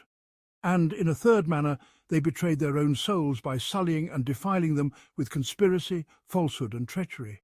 Verily, God does not love one who is treacherous and given to sin. 4. 107. And this indeed is a punishment greater than any other. Moreover, it conveys an implicit message: those whom God does not love, none should argue in their defense, nor should anyone seek to shield them. For God has despised them on account of their transgression and their treachery. And following this description of sinfulness and betrayal, there comes a repugnant depiction of the conduct of these treacherous transgressors. They seek to hide from men, but they cannot hide from God, for he is with them when they scheme by night in words that he doesn't approve of. 4. 108. It is a wretched image, one that invites scorn and derision, wretched in the weakness and duplicity it portrays. For they weave their plots of deceit and treachery under the cover of darkness, seeking to conceal them from men, though men can neither benefit them nor harm them. Meanwhile, the one who holds all benefit and harm in his hands is ever present with them as they conspire. He sees all that they seek to hide, and he is aware of their every intention. And they forge words that he does not approve of. Could there be a situation more deserving of contempt and mockery than this? Yet God encompasses all that they do. 4. 108. In absolute unbounded measure. So where shall they flee with their schemes when God is with them as they weave them, when he encompasses all things and they remain ever under his watchful gaze, within his grasp? And so the condemnation continues, imbued with anger against all who would argue on behalf of these treacherous ones. Behold, it is you who have pleaded on their behalf in this world's life, but who will plead with God on their behalf on the day of resurrection? Or who will be their defender? 4. 109. On that day there shall be none to plead for them, nor any to defend them. What then is the worth of pleading for them in this world, when such efforts will avail them naught against the burdens of that fateful day? And after this fierce denunciation of the sinful betrayers, and the stern rebuke of those who seek to shield them from blame, comes the statement of the universal principles governing such actions and their consequences, their reckoning and their recompense, and the general principle of divine justice by which God judges his servants, calling upon them to emulate it in their dealings with one another, and to embody within themselves the divine attribute of justice. And whoever commits evil or wrongs his own soul, then seeks God's forgiveness, shall find God most forgiving, most merciful. 4. 110. And whoever earns a sin, earns it but against himself, and God is all-knowing, all-wise. 4. 111. And whoever commits a fault or a sin, then casts it upon one who is innocent, has indeed burdened himself with calumny and a manifest sin. 4. 112. These are 3 verses that establish the fundamental principles by which God deals with his servants, principles that mankind too can adopt in their dealings with one another, and by which they may seek to relate to God, so that they do not fall into ruin. The first verse flings wide the door of repentance and opens vast the gates of divine forgiveness, instilling hope in every sinner who turns back in penitence, seeking pardon and acceptance. And whoever commits evil or wrongs his own soul, then seeks God's forgiveness, shall find God most forgiving, most merciful. 4:110. For he, the Most High, is ever ready to forgive and to show mercy to all who turn to him in repentance. The one who commits evil wrongs both others and himself, while he who sins in a manner that affects none but himself wrongs his own soul alone. In either case, the most forgiving, the most merciful, welcomes those who seek his pardon at any moment, forgiving them and bestowing his mercy upon them without condition, without restriction, without barrier, and without intermediary. Whenever a soul turns to him in repentance, it finds him most forgiving, most merciful. The second verse establishes the principle of individual responsibility, a foundational tenet of the Islamic concept of justice, one that instills both fear and reassurance in every heart. Fear, in that each soul must bear the weight of its own deeds, and reassurance, in that no soul will be burdened with the sins of another. And whoever earns a sin earns it but against himself, and God is all-knowing, all-wise. 4:111. There is no inherited sin in Islam, as some doctrines of the Church would suggest, nor is there any atonement except that which a soul secures for itself. And so every soul moves through life in watchful awareness of its own deeds, while resting, assured that it shall not bear the burden of another's wrongdoing. A wondrous balance within this unique conception, one of the distinguishing features of the Islamic worldview, a principle that offers solace to the human soul and fulfills the divine justice in its most absolute form, justice that humanity is called upon to emulate. The third verse establishes the responsibility of one who commits a sin, then accuses an innocent person of it, precisely the case of the conspirators being denounced in this passage. And whoever commits a fault or a sin, then casts it upon one who is innocent, has indeed burdened himself with calumny and a manifest sin. 4:112. The false accusation is a calumny, and the sin initially committed remains upon the perpetrator. He bears the burden of both. And as if they were tangible loads, these transgressions weigh heavy upon him, such is the vivid imagery of the Quranic expression, bringing forth the meaning with striking clarity. And through these three principles, the Qur'an establishes the scale of justice, by which each individual is held accountable for what they have earned, ensuring that no wrongdoer escapes by shifting his crime onto another. At the same time, it flings open the gates of divine mercy, inviting the penitent to turn back at any moment without delay, for God's mercy is ever within reach. And finally, God reminds his messenger, may peace and blessings be upon him, of the divine favor bestowed upon him, that he was shielded from being led astray by the plotting conspirators, that God unveiled to him their schemes, though they sought to conceal them from men, forgetting that they could never hide from him, and that beyond this he was granted the greatest favor of all the revelation of the book, the wisdom it contains, and knowledge that he had not possessed before, a blessing not only upon him, but upon all of mankind, first made manifest in the person most honored by God and nearest to him. And were it not for God's bounty upon you and his mercy, a group of them would surely have sought to lead you astray. But they lead astray none but themselves, and they shall not harm you in the least. And God has sent down unto you the book and the wisdom, and has taught you what you knew not, and great indeed is God's favour upon you. 4:113. Indeed, this attempt is but one of many, a myriad of colours and types exerted by the enemies of this noble messenger in their efforts to lead him away from truth, justice, and righteousness. Yet, God glorified and exalted be he would protect him through his grace and mercy each time.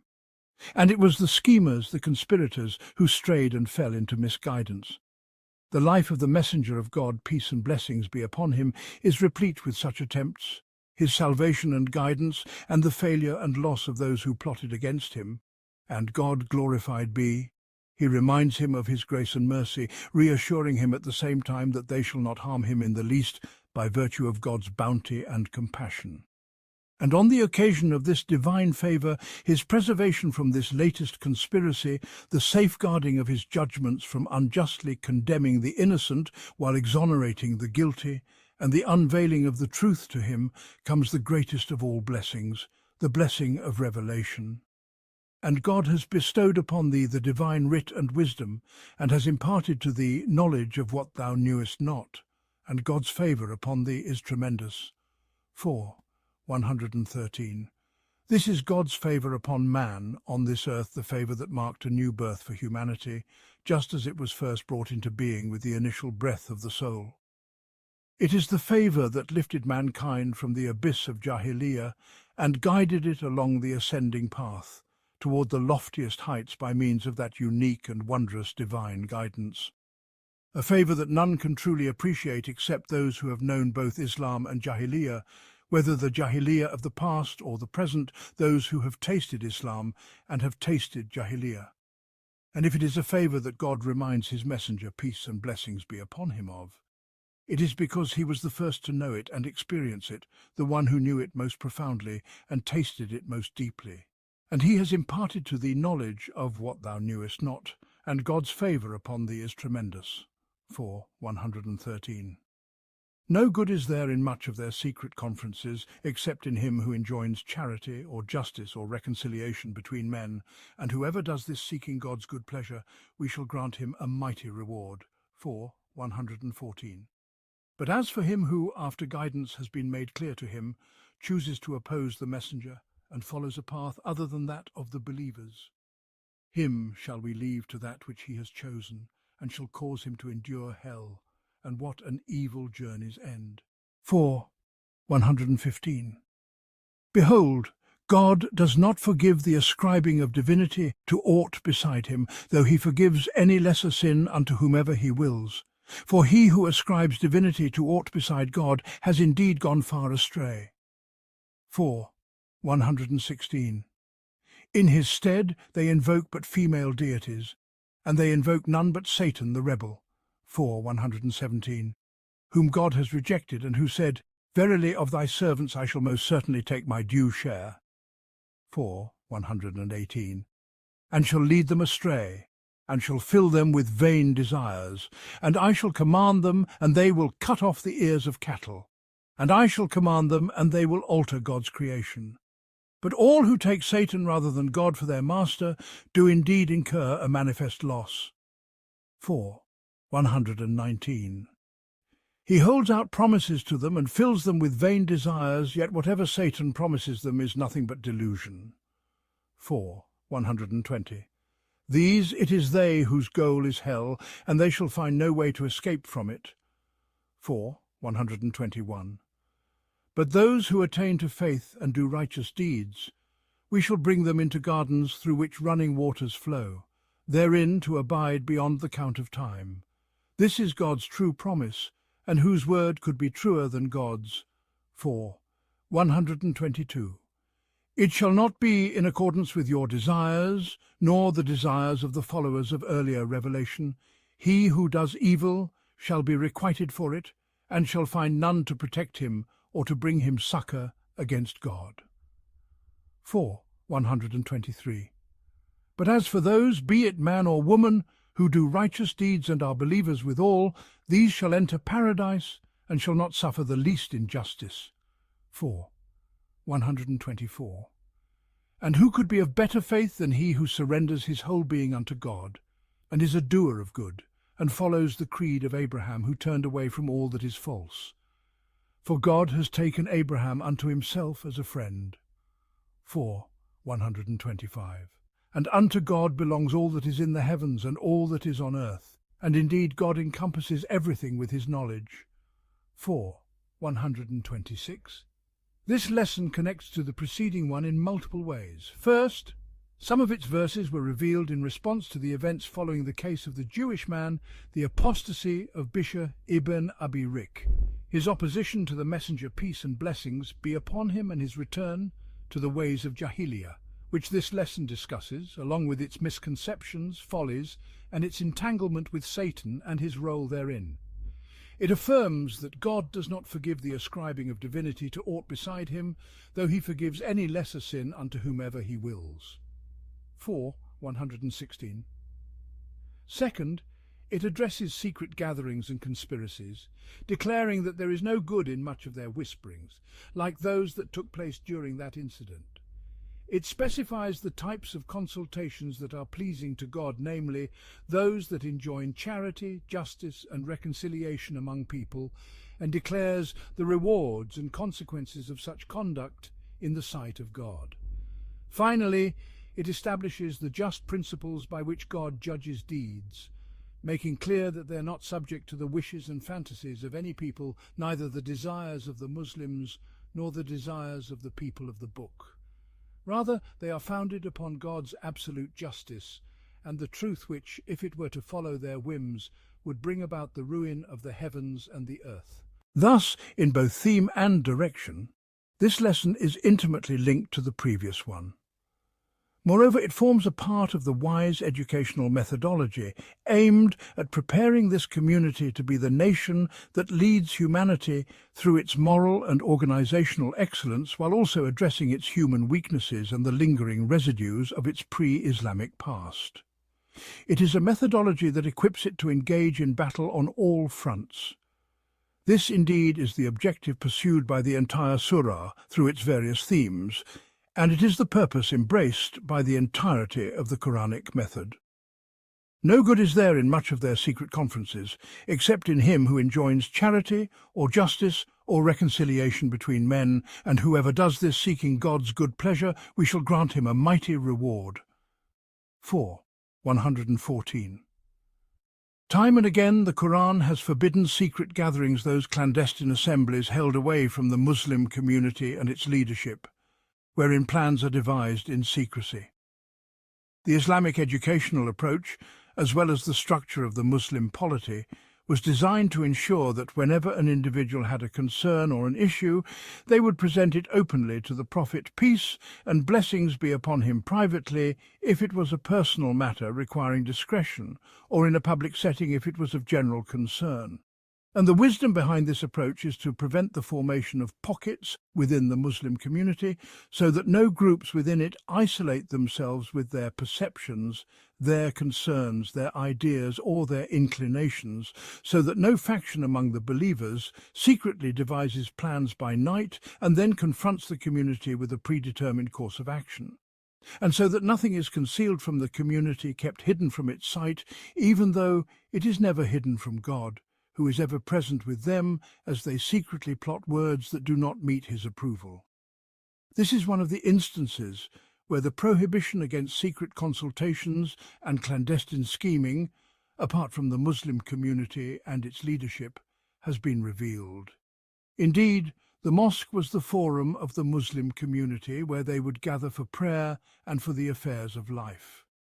The entire Muslim society was an open one, where concerns were presented except for those that were military secrets or matters of personal privacy that individuals did not wish to be publicly discussed. This openness made the Muslim society one of purity and clarity, a society untainted by secrecy, where only those who conspired against it or against one of its principles, most often the hypocrites, would avoid the public eye. Thus, in most instances, secret consultations were closely associated with the hypocrites. This is a significant truth that benefits us. The Muslim community must be free from this phenomenon, and its members must turn to it and to their general leadership with whatever thoughts occur to them, with whatever plans and inclinations arise, or with whatever problems they encounter.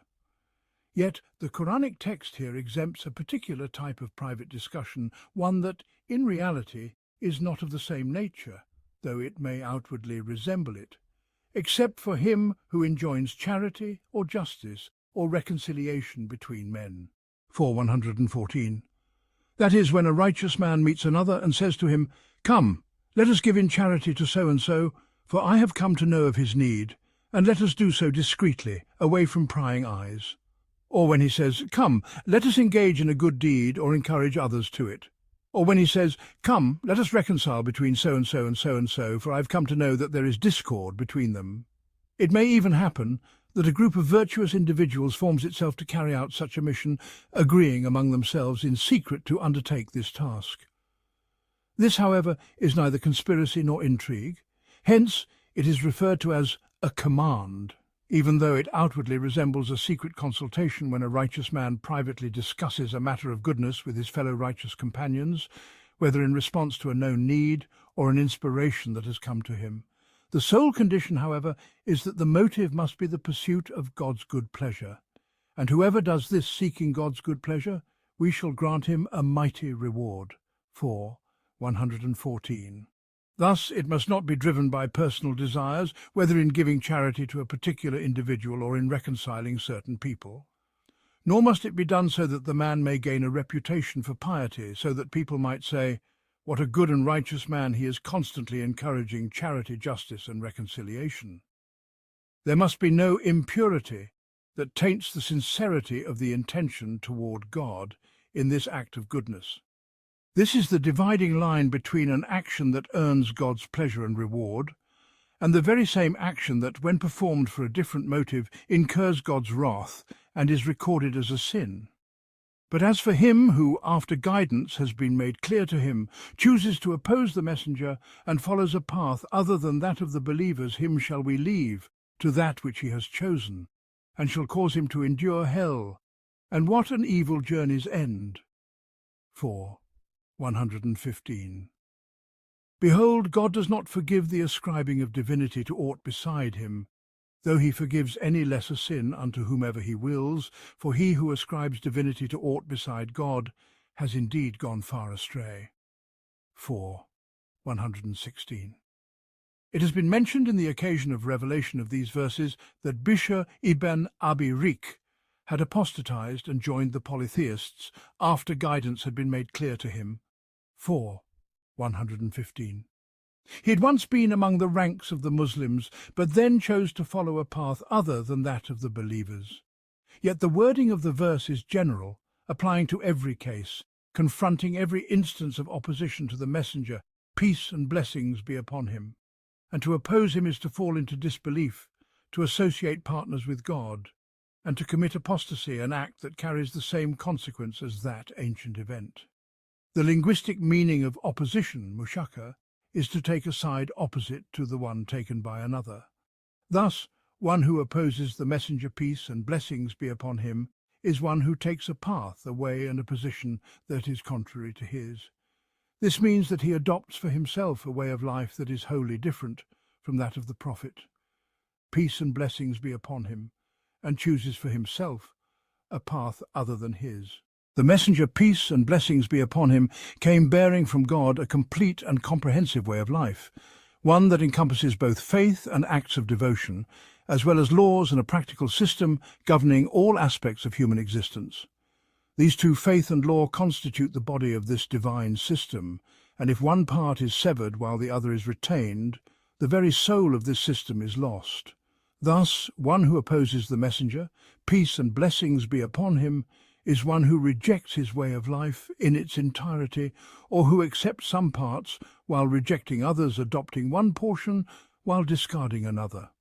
In his mercy toward mankind, God has decreed that no soul shall be condemned to hell. What an evil destination! Until a messenger has been sent to them, until the truth has been made clear, and until they have consciously chosen misguidance. This is God's vast and compassionate mercy upon this weak creation.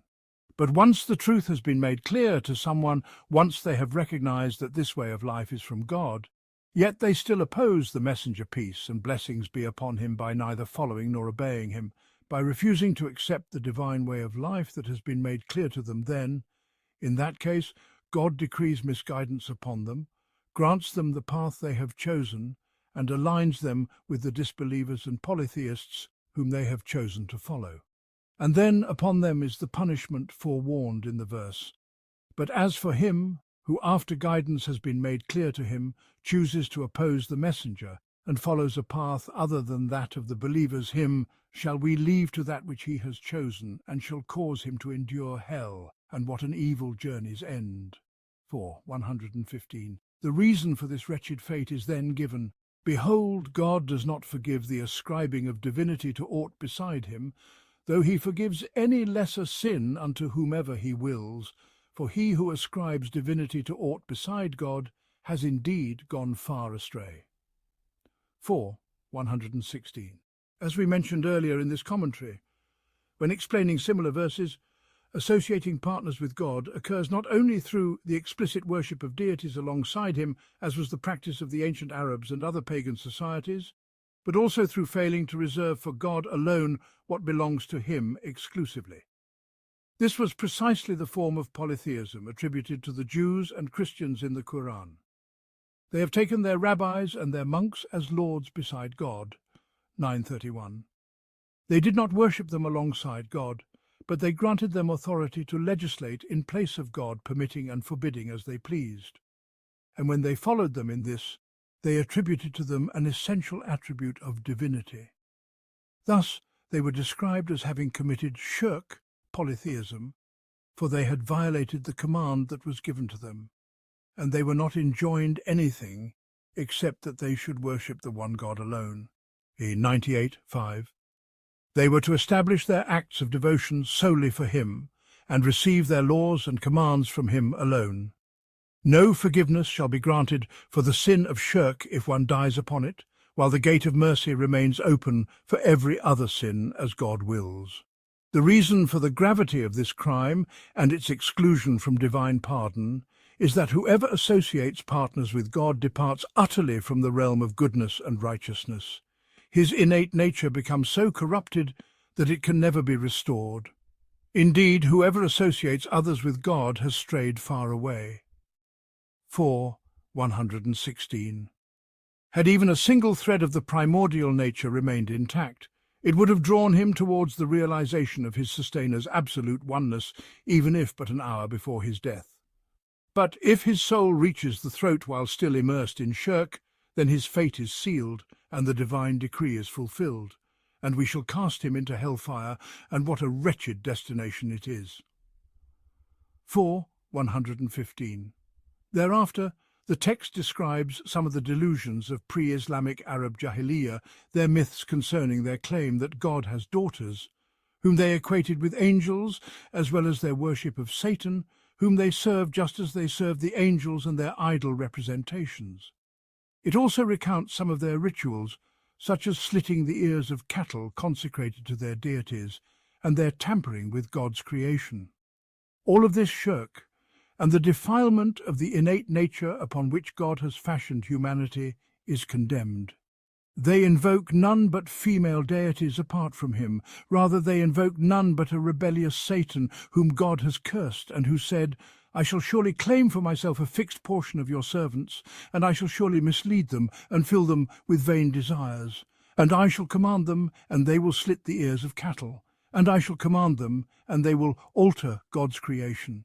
And whoever takes Satan as a patron instead of God has indeed suffered a manifest loss. 4. 117, 119. The Arabs, in their pre-Islamic Jahiliyyah, would claim that the angels were the daughters of God. Then they would create statues of these angels, naming them with feminine names, Al-Lat, Al-Uzza, Manat, and others. They would worship these idols as representations of God's supposed daughters, seeking nearness to him through them. At least, this was how it began, until they forgot the origin of the myth, and came to worship the idols themselves, indeed, the very stones, as we have detailed in the 4th volume. Moreover, some among them would worship Satan explicitly. Al-Kalbi narrates that the Banu Mulay of Khuzaa used to worship the jinn. Yet in truth the meaning of the verse is broader, for in all their acts of shirk they were in fact invoking Satan and drawing upon his influence, that same Satan who has his tale with their forefather Adam, whom God cursed for his defiance and enmity towards humankind. So great was his spite after being cast out and condemned that he sought leave from God to mislead all but those who sought refuge in divine protection. They invoke none but female deities apart from him. Rather, they invoke none but a rebellious Satan, whom God has cursed, and who said, I shall surely claim for myself a fixed portion of your servants. and I shall surely mislead them, and fill them with vain desires. And I shall command them, and they will slit the ears of cattle, and I shall command them, and they will alter God's creation.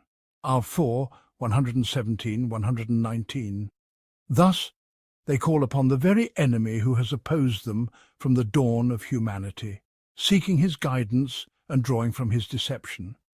This is the accursed Satan who openly declared his intent to lead astray a faction of Adam's offspring, to fill them with false hopes, to entice them with fleeting pleasures and illusory joy, and to convince them that they shall escape all reckoning in the end. He also vowed to push them toward vile deeds and absurd rituals, born of mere superstition, such as mutilating the ears of certain cattle, rendering them forbidden to ride or eat, though God had not prohibited them. He sought to distort the divine creation, disfiguring bodies, severing parts of living beings, and altering their forms, whether in animals or humans, through acts like castrating slaves or branding the skin with tattoos and other such modifications, all of which Islam forbade. The realization that Satan, this ancient adversary, is the one commanding such acts of shirk and its associated pagan rites, should at the very least awaken a sense of caution in the human soul, alerting it to the snare set by its sworn enemy. Islam has made the battle between man and Satan its central struggle, directing all the believer's energy toward resisting Satan and the corruption he spreads upon the earth, and taking refuge under the banner of God and his allies in opposition to Satan and his followers. This is an unceasing struggle, for Satan never tires of waging it, having declared war from the moment of his condemnation and expulsion. And the believer too must never neglect it, nor withdraw from the battlefield, for he knows that he is either a friend of God or a follower of Satan, and there exists no middle ground. Satan manifests in the human soul in the desires and impulses he whispers therein, and he manifests among his followers those who associate others with God, as well as the evildoers in general. The Muslim must combat him within himself, just as he must resist him in his adherents. It is a single continuous battle waged throughout life. Whoever takes God as his protector shall triumph and prosper, while whoever takes Satan as his ally is doomed to utter ruin. And whoever takes Satan as a patron instead of God has indeed suffered a manifest loss. 4, 119. The Quranic narrative then portrays Satan's dealings with those who follow him, likening them to a state of mystical possession. He makes promises to them and fills them with vain desires, but Satan does not promise them anything but delusion. 4, 120. It is a specific state of possession that leads the human soul away from faith and monotheism toward disbelief and polytheism. Were it not for this possession, the innate nature would have remained upon its course, and faith would have been its guide and beacon. It is a peculiar force of enticement by which Satan adorns evil deeds, making them appear fair in the eyes of man. He promises him gain and happiness upon the path of transgression, so he rushes forth upon it. He fills him with false hopes of safety from the consequences of his actions, so he strides forward in self-assurance, unaware that he is walking toward destruction. But Satan does not promise them anything but delusion. 4, 120. When the scene is thus painted and the ancient enemy is shown twisting the cords, setting the trap, and luring the prey toward its doom, only those whose nature is utterly perverted and their hearts completely veiled remain heedless, failing to awaken, failing to turn back, failing even to question the path they are being led upon and the abyss into which they are being drawn. And while this stirring admonition works upon the soul, painting the true nature of the battle and the reality of the situation, the passage concludes with a depiction of the final outcome, the fate of those whom Satan ensnares, upon whom his deception takes hold, and whose hearts receive his evil intent, and the fate of those who escape his grasp, for they believe in God with true faith. For indeed, though this accursed Satan was granted leave to mislead the wayward, he was given no power over God's devoted servants. Before them he is weak, utterly weak, whenever they hold firmly to the rope of God. And whoever takes Satan as a patron instead of God has indeed suffered a manifest loss. He makes promises to them and fills them with vain desires, but Satan does not promise them anything but delusion. For such their abode shall be hell, from which they shall find no escape. But those who believe and do righteous deeds, we shall admit them into gardens beneath which rivers flow, wherein they shall abide forever. This is the true promise of God, and who is more truthful in speech than God? 4, 119, 122. It is hell, from which there is no escape for the allies of Satan. And it is the gardens of eternity, from which there is no departure for the allies of God. It is the promise of God, and who is more truthful in speech than God? 4, 122. The absolute truth in God's word here stands in stark contrast to the deceptive delusions and false hopes in Satan's words there. And what a vast difference between the one who places his trust in God's promise and the one who is beguiled by Satan's deception. Then the discourse follows with the great principle of Islam regarding action and recompense, for the scale of reward and punishment is not determined by wishful thinking. It is founded upon an immutable truth, an unchanging law, a principle that does not show favour or partiality. It is a law before which all nations stand equal, for no one has a lineage or kinship with God, no one is granted exception from the rule, no one is given special dispensation from divine justice. He who does evil shall be requited with evil, and he who does good shall be rewarded with good. There is no favoritism in this, no room for dispute. It is not according to your wishes, nor the wishes of the people of the book. Whoever does evil shall be requited for it, and will find neither protector nor helper besides God. And whoever does righteous deeds, whether male or female, while being a believer, such shall enter paradise, and will not be wronged even so much as a speck on a date stone. And who is better in religion than the one who submits his whole being to God while doing good, and follows the creed of Abraham, who turned away from all that is false? And God took Abraham as an intimate friend. 4, 123, 125. The Jews and the Christians used to say, "We are the children of God and his beloved ones," 5:18. And they used to claim, "The fire will not touch us except for a few numbered days," 3:24. The Jews, to this day, assert that they are God's chosen people. And perhaps some Muslims too allowed themselves to entertain the thought that they were the best nation brought forth for mankind, 3:110, and that because they were Muslims, God would overlook their faults. Thus, this divine pronouncement came to return both groups, Muslims and people of the book alike, to the reality of action. It calls all of humanity to stand before a single, universal standard: submission of the self to God, coupled with righteous conduct, in accordance with the creed of Abraham, which is none other than Islam. Abraham, whom God took as an intimate friend. Thus the best religion is none other than this Islam, the creed of Abraham. And the best action is excellence in conduct, for excellence, ihsan, means to worship God as though you see him, and if you do not see him, then know that he sees you. Excellence has been prescribed in all things, even in the act of slaughtering an animal, where one must sharpen the blade to spare it unnecessary suffering. In this divine decree, there is a complete equality between the two halves of the human soul, male and female, in their stance before action and recompense. Moreover, it affirms the condition of faith for deeds to be accepted, for faith in God is the foundation. And whoever does righteous deeds, whether male or female, while being a believer, such shall enter paradise, and they will not be wronged even so much as a speck on a date stone. 4, 124. This verse is an explicit declaration of the universal principle of equality between men and women in divine recompense. It is also a clear affirmation of faith as a prerequisite for the acceptance of deeds, for in God's sight, no action holds any value unless it springs from faith and is accompanied by faith. This is natural and logical, for faith in God is what gives righteous deeds their true meaning and purpose. It establishes them as a consistent and natural course of action, rather than a fleeting impulse driven by personal whims or an isolated act devoid of a firm foundation. These explicit words contradict the interpretation of Imam Muhammad Abduh, may God have mercy on him, in his commentary on Juz Amma regarding God's statement, "So whoever does an atom's weight of good shall see it," 99:7. For he understood this verse in its generality, including both believers and non-believers.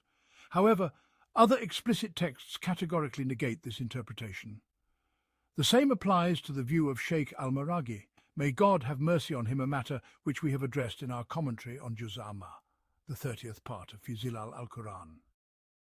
The words of God weighed heavily upon the believers when he said, "Whoever does evil shall be requited for it, and will find neither protector nor helper besides God."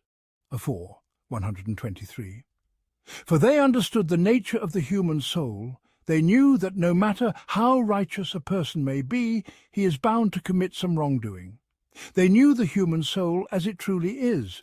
They knew themselves. They did not deceive themselves regarding their own reality, nor did they hide their sins from themselves, nor did they deny the weaknesses that sometimes overtook them. They did not seek to cover up or ignore the moments of frailty that they experienced, and so their souls trembled upon hearing that every evil deed they committed would be requited. They trembled as if they were already standing before their fate, as if they could feel the consequence touching them. This was their distinguishing mark. They felt the hereafter so vividly that they lived in its shadow, as though they were already there, not merely as something that was to come without doubt, but as something they were already experiencing. Thus their trembling before this certain warning was one that shook them to their very core. Imam Ahmad narrated, Abdullah ibn Numayr told us from Ismail, from Abu Bakr ibn Abi Zuhair, who said, "I was informed that Abu Bakr, may God be pleased with him, said, 'O Messenger of God, how shall there be success after this verse? It is not according to your wishes nor the wishes of the people of the book. Whoever does evil shall be requited for it.' 4:123. So every evil that we commit, we shall be requited for it? The Prophet, peace and blessings be upon him, replied, "May God forgive you, O Abu Bakr. Do you not fall ill? Do you not experience hardship? Do you not grieve? Do you not suffer afflictions?" Abu Bakr replied, "Indeed." The Prophet said, "Then these are among the things for which you are requited." Al-Hakim also narrated this through Sufyan al-Thari from Ismail. And Abu Bakr ibn Mardawayh narrated with his chain of transmission from Ibn Umar, who reported from Abu Bakr al-Siddiq, "I was with the Prophet, peace and blessings be upon him, when this verse was revealed. Whoever does evil shall be requited for it, and will find neither protector nor helper besides God." 4:123.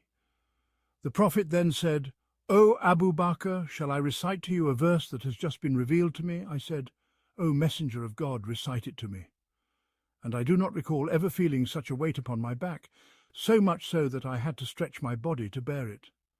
Then the Prophet said, "What troubles you, O Abu Bakr?" I responded, "May my father and mother be ransomed for you, O Messenger of God. Who among us has not committed evil, and shall we truly be requited for every evil we have done?" The Prophet replied, "As for you, O Abu Bakr, and your fellow believers, you shall be requited in the world until you meet God without any sins. But as for the others, their sins shall be accumulated for them until they are recompensed on the day of judgment."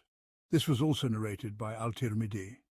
Ibn Abi Hatim narrated with his chain of transmission from Aisha, who said, "I said, 'O Messenger of God, I know the most severe verse in the Qur'an.' He asked, 'Which one is it, O Aisha?' I replied, 'Whoever does an evil deed will be requited for it.' 4:123. He then said, 'Whatever afflicts a believing servant, even a mere stumble he stumbles, serves as expiation.' Ibn Jarir also narrated it. Muslim, Al-Tirmidhi and Al-Nasai narrated from Sufyan ibn Uyayna with his chain of transmission on the authority of Abu Huraira, may God be pleased with him, who said, when the verse, "Whoever does an evil deed will be requited for it," 4:123 was revealed, it weighed heavily upon the Muslims. The Messenger of God, peace and blessings be upon him, then said to them, "Strive for righteousness and seek nearness, for in everything that befalls a Muslim lies an expiation, even the prick of a thorn or a mere stumble he stumbles." In any case, this was a pivotal moment in the formation of the correct, faith-based understanding of deeds, and their recompense one of immense significance, both in refining the conceptual outlook and in guiding practical reality. This verse shook their very being, stirred their souls, for they took matters with the utmost seriousness. They knew beyond doubt the truth of God's promise. They lived by this promise, and they lived for the hereafter, while still in this world. And in conclusion, the discourse turns once more to the matter of deeds and their recompense, as well as the preceding issue of shirk and faith, by declaring that all that is in the heavens and the earth belongs to God, and that his knowledge encompasses all things in this world and beyond. Unto God belongs all that is in the heavens and all that is in the earth, and God has full knowledge of everything. 4:126. In the Qur'an, the affirmation of God's exclusive divinity is often accompanied by the affirmation of his absolute dominion, sovereignty, and authority. Islamic monotheism is not merely a belief in the oneness of God's essence. Rather, it is an active, dynamic oneness, a oneness of power and influence over the cosmos, a oneness of sovereignty and dominion. When the soul truly perceives that all that is in the heavens and the earth belongs to God, that he encompasses all things, that nothing escapes his knowledge nor eludes his command. This realization becomes the driving force that compels one to dedicate worship and obedience solely to him, to seek his pleasure by adhering to his guidance and following his command. For all things are his, all things are in his grasp, and he encompasses all things. Some philosophies may acknowledge God's oneness, yet they deny him will. Others deny him knowledge. Some deny him authority, others deny him dominion, and so on, this endless accumulation of what they call philosophies. Consequently, such an understanding remains a passive notion, devoid of vitality in the lives of people, barren of influence on their conduct and morals, utterly meaningless in shaping their emotions and their reality, mere words. Nothing but words. Yet in Islam, unto God belongs all that is in the heavens and all that is in the earth. 4:126. He is the owner of all things, and he has full knowledge of everything. 4:126. He is the sovereign over all things. Within this conception, the conscience is purified, conduct is reformed, and life itself is set aright. And they ask you concerning women, say God gives you a ruling concerning them, and also concerning that which is recited to you in the book about orphaned women whom you do not give what has been ordained for them, yet you desire to marry them, and also concerning the helpless children, and that you should deal justly with orphans. And whatever good you do, verily, God has full knowledge of it. And if a woman fears ill treatment or aversion from her husband, there is no blame upon them if they seek reconciliation between themselves. For reconciliation is best, and greed is ever present in human souls. But if you act with kindness and remain conscious of God, surely God is fully aware of all that you do, and you will never be able to maintain perfect justice between wives, even if you strive to do so. So do not incline too much to one, leaving the other as if she were suspended. But if you mend your ways and remain conscious of God, surely God is most forgiving, most merciful. And if they separate, God will enrich each of them out of his abundance. For God is infinite, all-wise, and unto God belongs all that is in the heavens and all that is in the earth. Indeed, we have enjoined upon those who are given the book before you, as well as upon you, that you should remain conscious of God. But if you deny the truth, behold, unto God belongs all that is in the heavens and all that is in the earth, and God is self-sufficient, worthy of all praise. And unto God belongs all that is in the heavens and all that is in the earth, and none is as worthy of trust as God. If he so wills, he can remove you, O mankind, and bring forth others in your place, for God has the power to do so. Whoever desires the rewards of this world, let him know that with God are the rewards of this world and the hereafter, and God is all-hearing, all-seeing. 4:127, 134. This passage continues the discourse that the surah began addressing the lingering traces of pre-Islamic society, particularly concerning women and family, and regarding the treatment of the weak in society, such as orphans and children. The aim is to purify the Muslim community of these remnants, to establish family life upon the dignity of both halves of the human soul, and to safeguard the interests of both. The passage seeks to strengthen the bonds of family and to resolve conflicts before they escalate, before they sever those ties and destroy homes, leaving the vulnerable offspring to suffer the most. It also seeks to establish society upon a foundation of care for its weak, so that power does not dictate right, and so that the law of the jungle does not prevail. These verses address some of these concerns, while linking them to the grand order of the cosmos, instilling in the listener the awareness that the affairs of women, families, and the weak in society are of profound significance. Indeed, they are matters of immense weight. We have already spoken, throughout this section and in the earlier parts of this surah, at length on Islam's vision of the family, on its endeavour to rid the Muslim community of pre-Islamic residues, and on the efforts to elevate its moral and social standing, such that it surpasses all societies around it and every other society that does not adhere to this faith, that does not cultivate itself upon this divine methodology, and that does not submit to its unique system. And now we confront the texts of this lesson in detail. And they ask you for a ruling concerning women. Say, God gives you a ruling concerning them, and he reminds you of what has been conveyed to you in the book concerning the orphaned women to whom you do not give what has been ordained for them, and yet you desire to marry them, and concerning the weak among children, and that you should deal justly with orphans. And whatever good you do verily, God has full knowledge thereof. 4. 127. The verses that were revealed at the beginning of this surah regarding women stirred questions and requests for legal rulings on certain matters concerning them. This phenomenon of the believers seeking guidance and legal rulings on various issues is indicative of the emerging Muslim society and of the deep desire of the believers to understand the laws of their faith in all aspects of their lives. The transformation from the era of Jahiliyyah to Islam had caused a profound upheaval in their souls, so much so that they hesitated and feared engaging in any practice from their pre-Islamic days, lest Islam had abolished or altered it. They longed to know the divine ruling on everything that arose in their daily lives. This vigilance and this eagerness to align their lives with the ordinances of Islam were the most striking features of that period, despite the lingering remnants of Jahiliyyah in their customs and habits.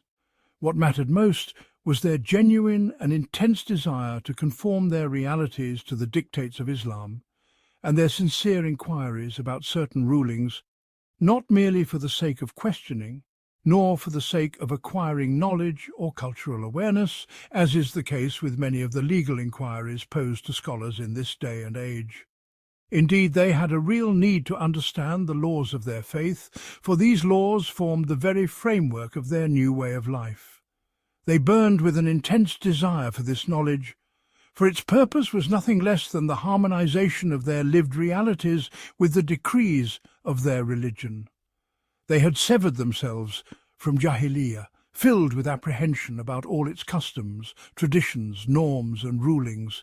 At the same time, they were deeply conscious of the immense worth of the transformation Islam had wrought in their lives, or more precisely, of the profound rebirth they had undergone at the hands of Islam.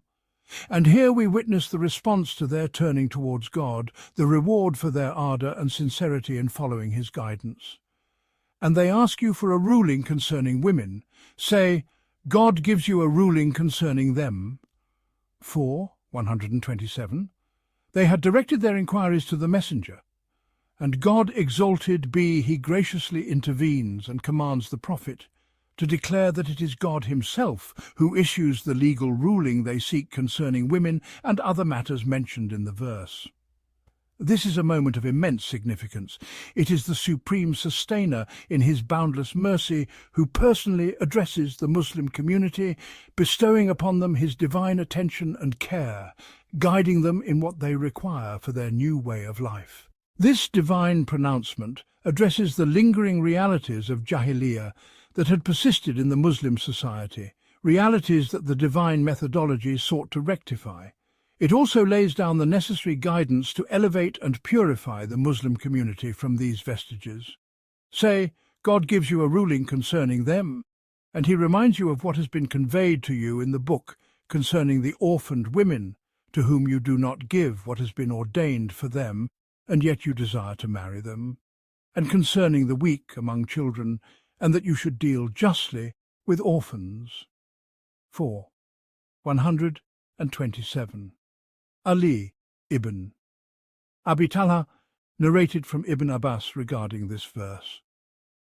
In the era of Jahiliyyah, a man would take an orphaned girl under his care and place his garment over her.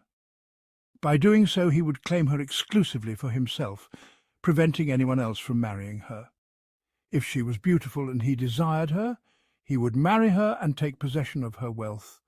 But if she was unattractive, he would prevent her from marrying anyone else until she died, so that he could inherit her wealth.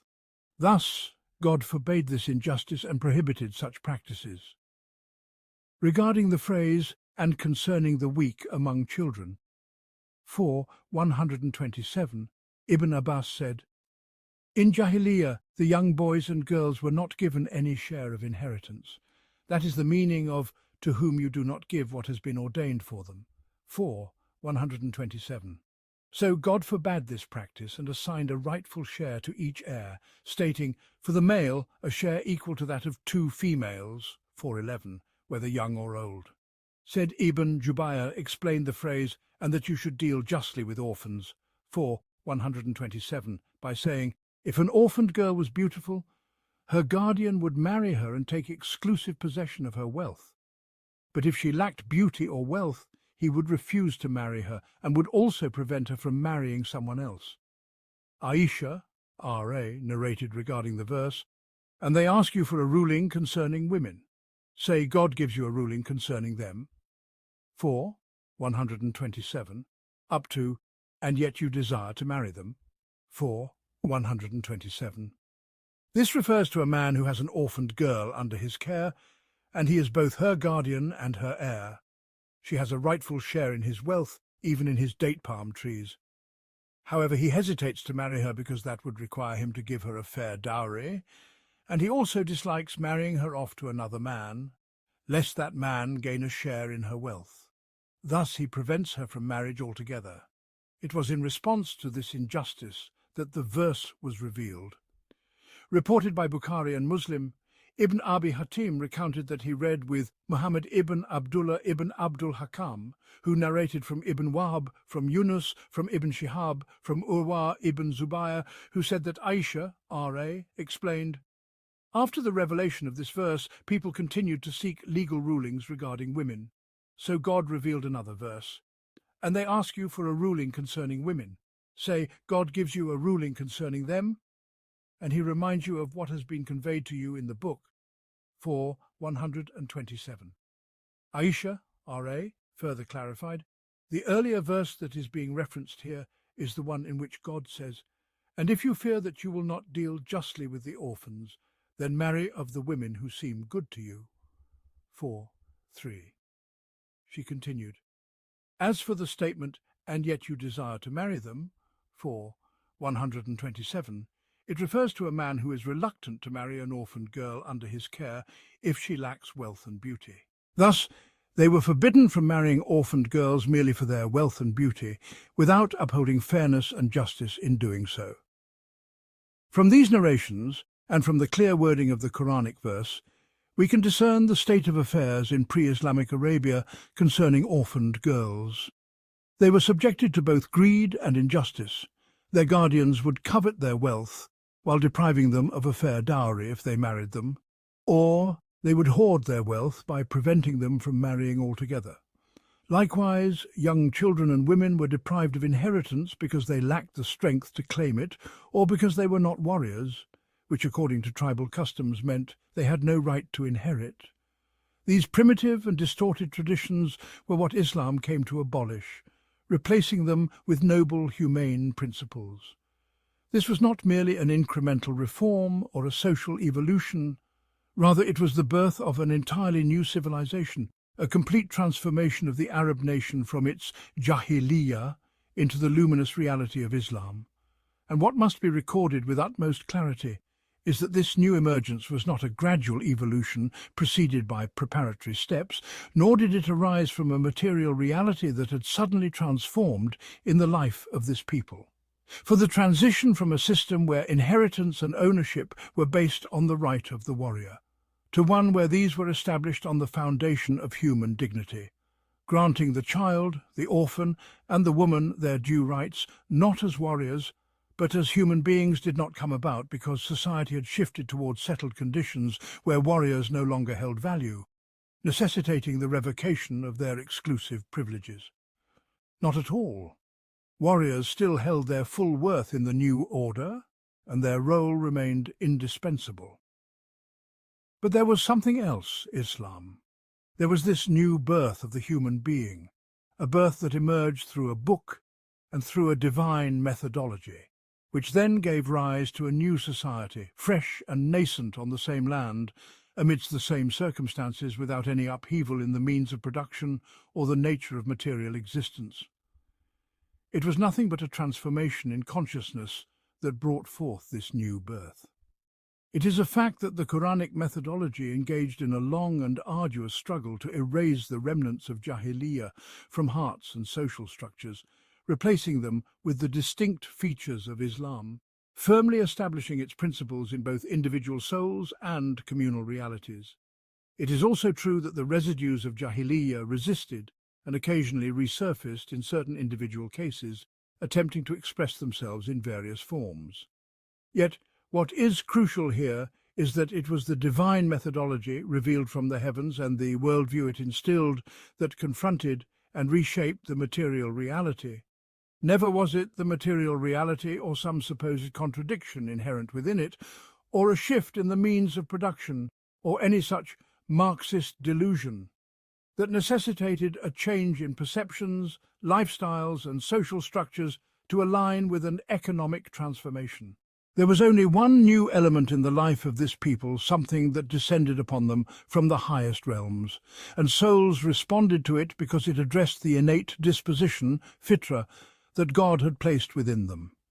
Thus, this transformation occurred, this rebirth of the human being, a birth that altered every aspect of life, in every domain, from what was known in Jahiliyyah. Regardless of the struggles that arose between the new reality and the old, regardless of the pains of labor and the sacrifices made, this rebirth was realized. For there was a divine message, a transcendent doctrine which played the primary and ultimate role in this transformation, one whose influence was not confined to the Muslim society alone, but extended to humanity at large. Thus, this Quranic passage, wherein God himself provides guidance to the believers concerning their inquiries to the messenger regarding women, and wherein he elucidates the rights of orphaned girls and vulnerable children, culminates by linking all these rights and directives to the very source from which this divine methodology has emanated. And whatever good you do, verily, God has full knowledge thereof. 4:127. It is neither unknown nor lost. It is recorded with God, and no good deed that is recorded with him shall ever be in vain. This is the ultimate reference to which the believer returns with his deeds, the sole authority with which he engages in his intentions and efforts. The strength and dominion of this reference are what grant these directives, this methodology, their power and authority in hearts, in social structures, and in life itself. For it is not enough that guidance be merely articulated, that methodologies be merely devised, and that systems be merely established. What truly matters is the authority upon which these directives, methodologies, and systems rest, the authority from which they derive their power, effectiveness, and influence over human souls. And what a vast difference there is between guidance, methodologies, and systems that human beings receive from God, the majestic, the Almighty, and those they receive from fellow human beings, mere slaves like themselves. Even if we were to assume, hypothetically, that both were equal in every other attribute and aspect, and that they had reached the same pinnacle, a supposition that is manifestly impossible, it would still be sufficient for me to recognize from whom the word has come, in order to grant it its rightful place within me, and to allow it to exert upon my soul the influence that is due to the word of God, the Most High, most exalted, or merely the word of man, the Son of Man. Now we take another step forward in the organization of social relations within the realm of the family, within this society that Islam was shaping, through a divine methodology revealed from the highest realms, not through earthly forces of material change or the dynamics of production. And if a woman fears ill treatment or aversion from her husband, there is no blame upon them if they come to a peaceful settlement between them, and reconciliation is best, and souls are ever swayed by greed. But if you do good and remain conscious of God, then indeed God is fully aware of all that you do. And you will never be able to maintain equity between wives, even if you strive to do so. So do not incline entirely toward one, leaving the other like one suspended. But if you reconcile and remain conscious of God, then indeed God is most forgiving, most merciful, and if they separate, God will enrich both from his abundance, and God is all-encompassing, all-wise. 4. 128, 130. Previously, the divine methodology had regulated the case of nushuz, rebellion or discord, on the part of the wife and the measures to be taken to preserve the integrity of the family, as detailed earlier in this part of the surah. Now, it addresses the case of nushuz or aversion when it is feared from the husband's side, which threatens the security and dignity of the woman and by extension the stability of the entire family. For hearts are ever-changing and emotions are subject to fluctuation. Islam, being a comprehensive way of life, attends to every detail of human existence, addressing every situation that may arise within the framework of its principles, its objectives, and the design it envisions for the society it seeks to establish. Thus, if a woman fears that she may be neglected and that such neglect may lead to divorce, which, though permissible, is the most detested of lawful things in the sight of God, or that it may result in abandonment, leaving her like one suspended, neither fully a wife nor fully divorced, then there is no harm upon her or upon her husband if they reach a mutual agreement whereby she relinquishes some of her financial entitlements or certain marital rights. She may, for instance, waive part or all of the financial support that is obligatory upon him, or she may forego her share of nights if he has another wife whom he favours, and she herself has lost the vitality of marital companionship or her former appeal. This is permissible so long as she arrives at this decision of her own free will, weighing all her circumstances and deems it better and more honourable for her than divorce. And if a woman fears ill treatment or aversion from her husband, there is no blame upon them if they come to a peaceful settlement between them. 4. 128. This, then, is the reconciliation we referred to earlier. Then the ruling is followed by the assertion that reconciliation is, in all circumstances, better than discord, estrangement, rebellion and divorce, and reconciliation is best. 4. 128. Thus, upon hearts where coldness and rigidity have crept in, it breathes a breeze of gentleness and companionship, rekindling the desire to preserve the marital bond and the familial connection. Islam engages with the human soul in its entirety. It seeks, through all its profound means, to elevate this soul to the highest level that its nature and innate disposition allow. Yet at the same time, it does not ignore the limitations of this nature. It does not attempt to coerce it into what is beyond its capacity, nor does it command people, "Go and strike your heads against the wall, for I demand of you such and such, whether you are capable of it or not." Islam does not glorify human weakness and insufficiency, nor does it extol the soul while it wallows in the mud under the pretext that this is its reality. Yet neither does it suspend it by the neck in the lofty heavens, leaving it to swing in the air with no footing on the ground under the pretext of transcendence and exaltation. It is the middle way. It is the natural way. It is the balance between idealism and realism, or rather, the ideal realism and the realistic idealism. It deals with man as he truly is, a wondrous creation, the only being whose feet remain firmly planted on the earth while his spirit soars to the heavens, all in the same moment, without his soul departing from his body or becoming divided into a corporeal form on the earth and a spirit in the sky. And here in this ruling it addresses this very human being, acknowledging one of his inherent traits in this domain. For the soul is ever swayed by greed. 4. 128. That is, greed is ever present in the human soul. It is always lurking within. Greed in all its forms, greed for wealth, greed for emotions. And within the life of a married couple, Factors may arise or settle that provoke this greed within the husband toward his wife. She may then choose to relinquish part of her deferred dowry or some of her maintenance to satisfy this financial greed and thus preserve the marital bond. Or she may forego her knight if he has another wife whom he favours more, while she herself has lost her former vitality or allure, thus appeasing his emotional greed and maintaining the marriage contract. In any case, this matter is left to the wife and her discretion regarding what she deems in her best interest. The divine guidance does not compel her to any particular course, but rather grants her the freedom to decide and reflect upon her situation as she sees fit. At the same time, while Islam acknowledges this natural trait of greed, it does not dwell upon it as if it were the sole dimension of the human soul. Instead, it calls the soul to a higher aspiration, playing for it another melody. But if you act with kindness and are conscious of him, behold, God is indeed aware of all that you do. 4. 128.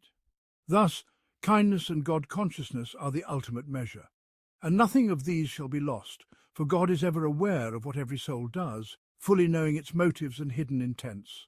This call to the believing soul, this summoning in the name of God the All-Aware, is a deeply stirring appeal, an invocation that finds its response. Indeed, it is the only truly effective call, the only genuinely compelling summons. Once more we find ourselves before this unique divine methodology, which confronts the realities of human nature and the circumstances of human life with a balance of idealism and realism, acknowledging the strange duality ingrained within the human being. And you will never be able to maintain perfect justice between your wives, even if you should strive to do so. But do not incline completely toward one and leave another hanging.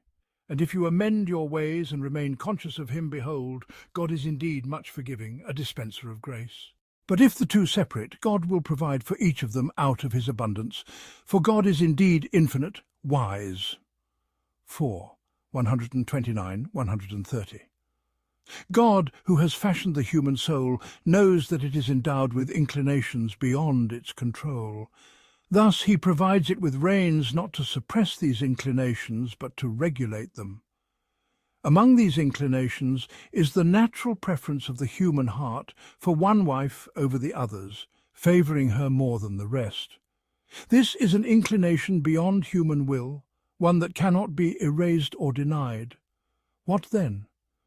Islam does not hold a man accountable for that which is beyond his control, nor does it turn such feelings into a sin for which he must be punished, leaving him torn between an unavoidable inclination and an unbearable obligation. Rather, it directly informs people that they will never be able to achieve perfect justice among their wives, no matter how much they strive, for the matter is beyond their volition. However, there remains that which is within their power, the justice in treatment, in division, in financial support, in all marital rights, even in a mere smile or a kind word. This is the obligation placed upon them. This is the rein that guides that inclination not to strangle it, but to regulate it. So do not incline completely toward one and leave another hanging. 4. 129. This is what is forbidden: the outward injustice, the neglect that deprives the other wife of her rights, leaving her neither as a wife nor as a divorcee. This is what Islam prohibits, while simultaneously addressing the believing soul with a moving appeal, offering divine pardon for what lies beyond human capacity. And if you amend your ways and remain conscious of him, behold, God is indeed much forgiving, a dispenser of grace. 4. 129. Because Islam engages with the human soul in all its intricacies, with its unique composition of earthly clay and the divine breath with all its capacities and inclinations, in its ideal realism or its realistic idealism, which allows it to stand firmly upon the earth while letting its spirit soar toward the heavens, without contradiction, without disconnection. Because of this, the Prophet of Islam, peace and blessings be upon him, was the perfect embodiment of humanity at its most refined state, where all characteristics and faculties grow in harmonious and balanced development within the limits of human nature. Thus this messenger, peace and blessings be upon him, while meticulously dividing his time and resources among his wives, ensuring fairness in what he could control, did not deny that his heart inclined more towards some than others. And this was beyond his command, therefore he would supplicate, O God, this is my division concerning what I control, so do not hold me accountable for what you control and I do not, reported by Abu Dawood. But when hearts grow cold and can no longer sustain the marital bond, when nothing remains between the spouses to uphold a life together, then separation is better. For Islam does not bind spouses with chains and ropes, nor with shackles and fetters. It binds them with affection and mercy, or with duty and graciousness. However, if all these means fail to heal estranged hearts, Islam does not condemn them to dwell in a prison of aversion and repulsion, nor in an empty bond devoid of substance. But if the two separate, God will provide for each of them out of his abundance, for God is indeed infinite, wise. 4:130. Thus God promises each of them sufficiency from his bounty, from what he alone possesses. And he glorified be, he encompasses his servants in his boundless mercy and provisions, bestowing upon them according to his wisdom and knowledge of what best suits every circumstance. Studying this divine methodology, one that addresses the emotions of the soul, the hidden inclinations of human nature, and the circumstances of life in their total reality, reveals an unceasing wonder. How can people turn away from such a path? This methodology, designed in perfect ease for human beings, gently guides their steps from the lowly plains towards the ascending heights, leading them to the loftiest peaks. It does so in harmony with their innate nature and inherent capabilities, never imposing upon them a demand for elevation and refinement, except that it strikes a chord within their very being, stirring a latent readiness within their disposition, and nurturing a seed already embedded deep in their essence. And after all this, it ultimately elevates them to a summit unattainable by any other methodology, a sublime realism or a realistic idealism that is a perfect reflection of the nature of this unique human being. And because these rulings concerning the regulation of marital life are but a segment of the divine methodology for organizing all aspects of life, and because this methodology in its entirety is but a part of the cosmic order ordained by God for the entire universe, it thus aligns with the natural disposition that God has instilled within creation, as well as with the innate nature of the human being who dwells within this universe. For this is the profound truth of this all-encompassing and majestic methodology.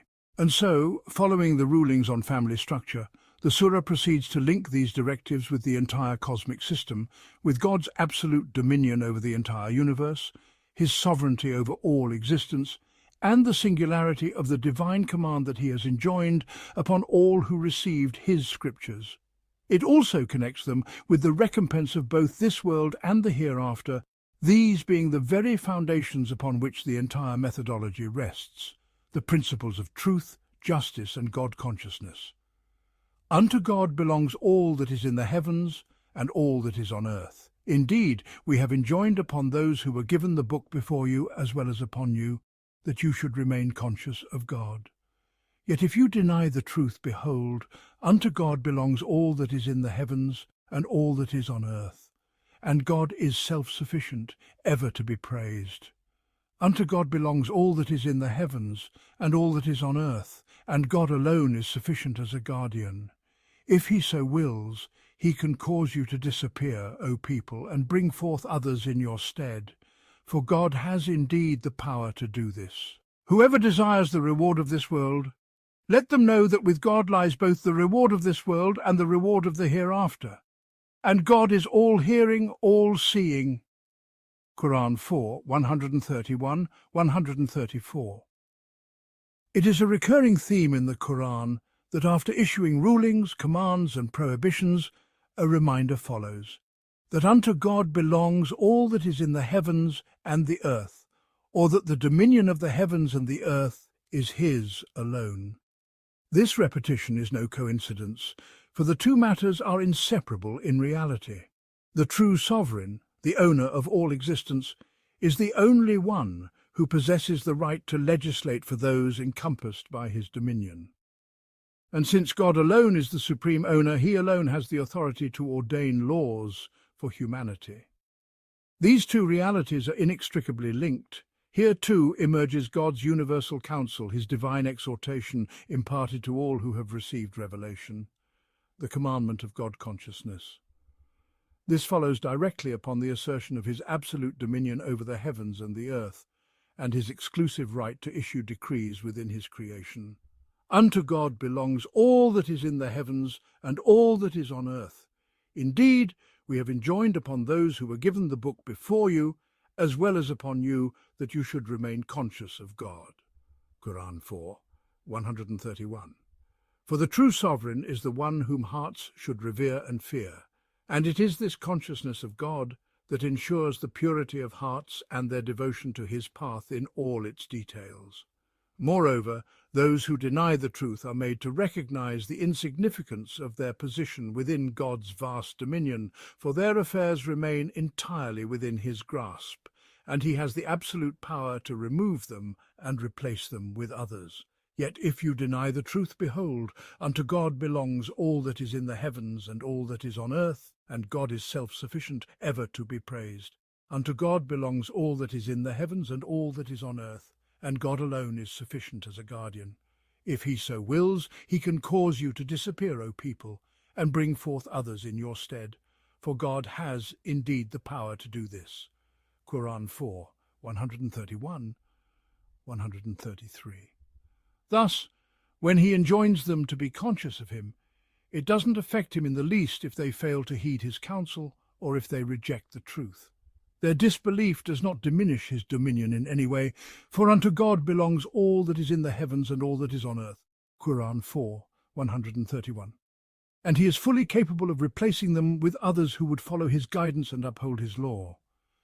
His counsel is given solely for their own well-being and the goodness of their condition. For even as Islam honors the dignity of the human being before God, raising them above all that is in the earth and even beyond all created beings in the cosmos, it simultaneously makes clear that when they turn away in arrogance, deny the truth, and claim for themselves the attributes of divinity without right, then they are but insignificant before the majesty of God. This balance is central to the Islamic perspective and is in truth the very reality of existence itself. This profound discourse concludes with an appeal to those who seek only worldly gain, directing their hearts towards the vastness of God's bounty, for with him lies the reward of both this life and the hereafter. Whoever desires the reward of this world, let them know that with God lies both the reward of this world and the reward of the hereafter. And God is all-hearing, all-seeing. Qur'an 4, 134. Indeed, how foolish it is, and how base of aspiration for a person to be capable of striving for both the blessings of this world and the rewards of the hereafter, both of which are guaranteed by the comprehensive, realistic and ideal Islamic methodology, yet they settle merely for the fleeting pleasures of this world, exhausting their efforts upon it, living as mere beasts, creatures of instinct and impulse, when they have the potential to live as true human beings.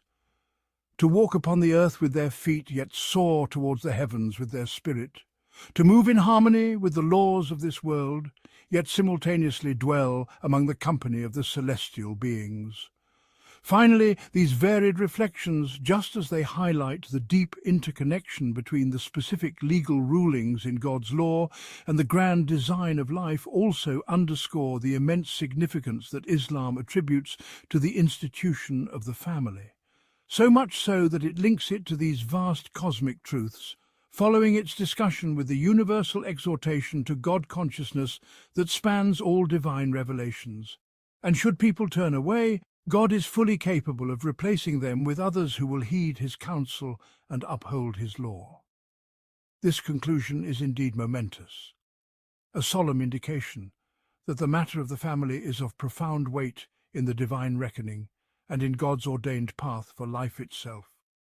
O you who have attained to faith, be ever steadfast in upholding justice, bearing witness to the truth for the sake of God, even though it be against your own selves or your parents or your kinsfolk.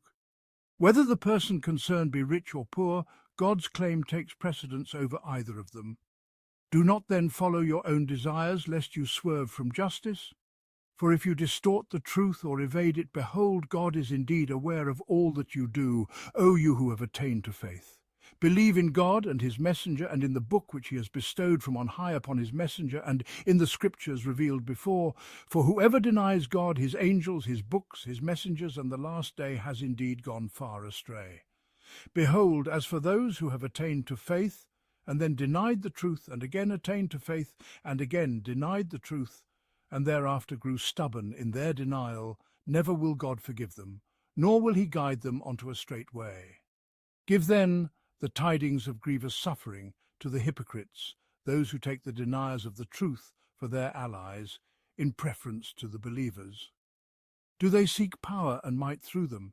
But verily, all might belongs to God alone. And indeed, he has enjoined upon you in the book that whenever you hear people deny or deride God's messages, you shall not sit with them unless they engage in a different discourse. Otherwise you would surely be like them. Verily, God will gather the hypocrites and the deniers of the truth together in hell. These are the ones who wait to see what happens to you. If a victory comes to you from God, they say, "Were we not with you?" But if the deniers of the truth gain a share of success, they say, "Did we not hold sway over you and defend you from the believers?" Yet it is God who will judge between you all on the day of resurrection, and never will God allow those who deny the truth to prevail over the believers. Behold, the hypocrites seek to deceive God, but it is he who causes them to be deceived. And when they rise to pray, they rise reluctantly, only to be seen by men, hardly remembering God at all, wavering between this and that, belonging neither to these nor to those. But for him whom God lets go astray, never will you find a way. O you who have attained to faith, do not take the deniers of the truth for your allies in preference to the believers. Would you offer God a manifest proof against yourselves? Verily the hypocrites shall be in the lowest depths of the fire, and you will find none who could succour them, save for those who repent and mend their ways, and hold fast unto God, and sincerely devote their faith to him alone. These shall be counted with the believers, and in time God will grant the believers a mighty reward. Why would God cause you to suffer if you're grateful and believe in him? Verily God is ever responsive to gratitude, all-knowing. Qur'an 4, 135, 147. This passage forms part of the systematic and methodical education undertaken by the divine guidance, an education designed to bring forth the community of which God has said, "You are indeed the best community ever brought forth for mankind." Qur'an 3, 110. It is a link in the steady, purposeful methodology designed to treat the human soul with the remedy prepared by the one who has fashioned it. Exalted is he, the one who knows all its pathways and inclinations, who perceives its nature and essence, who is aware of its needs and aspirations, and who comprehends its capacities and potentialities. And just as this passage lays down the fundamental tenets of the divine methodology principles established for all people across all generations, to elevate them from the depths of Jahiliyyah according to their position on the scale, and to lead them upwards along the ascending path toward the highest peak, it also at the same time provides a vivid depiction of the first Muslim community, the very people to whom this Qur'an was directly addressed. Through the lines of this passage, an image emerges of that early community, just as it was in all its human reality, with all the weaknesses and strengths that accompany human nature, with the lingering residues of pre-Islamic Jahiliyyah and the innate sentiments of human instinct. Likewise, the methodology's approach in treating, strengthening, and stabilizing this community upon the truth it was meant to embody is laid bare with all the effort and sacrifice that standing firm upon the truth entails. The passage begins with a call to the believing community, summoning them to fulfill their role in upholding justice among mankind in a manner unprecedented, a justice established solely at the hands of this community. It is a justice in which the community stands directly before God, free from all personal bias, desire, or worldly interest, including what is commonly termed the interest of the group, the nation, or the state. It is a justice detached from all considerations except the consciousness of God and his pleasure. This is the very justice manifested in the divine lesson imparted by God himself. Exalted is he to the Prophet, peace and blessings be upon him, and the Muslim community in the case of the Jewish man previously mentioned.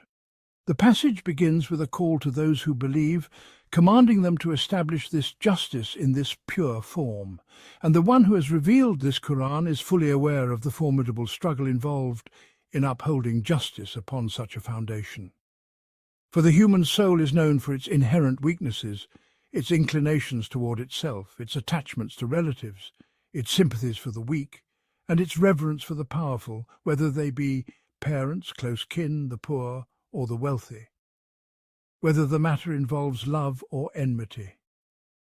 God knows that rising above all these influences requires a struggle of immense difficulty, a struggle to ascend this sheer cliff face, where the only thing to which the soul can cling is the rope of God.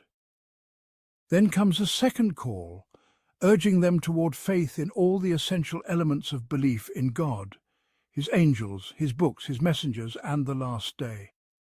Each of these elements plays a crucial role in shaping the Islamic creed, in forming the unique Islamic worldview that surpasses all other ideologies known to humanity before Islam and after it. This superiority in worldview was the very source from which every other form of excellence, whether moral, social, or organizational, emerged in the life of the first Muslim community. And it is this same inherent superiority that will always carry within it the potential for triumph, for any community that truly believes in it and fully implements its implications until God inherits the earth and all who dwell upon it. For as this very passage declares, "And never will God allow those who deny the truth to prevail over the believers." Quran 4, 141. Following these two calls, the passage launches into a multifaceted attack against the hypocrites, those who remained in a state of hypocrisy, as well as those who openly declared their disbelief after once professing Islam. It paints a scathing portrait of their nature, exposing their duplicitous behavior within the Muslim ranks and their ever-shifting loyalties dependent upon circumstances. They flatter the Muslims when they achieve victory, yet when the deniers of the truth prevail, they claim to be the very reason for their success. They rise for prayer sluggishly, merely to be seen by others, remembering God but little. They waver between two camps belonging neither to these nor to those.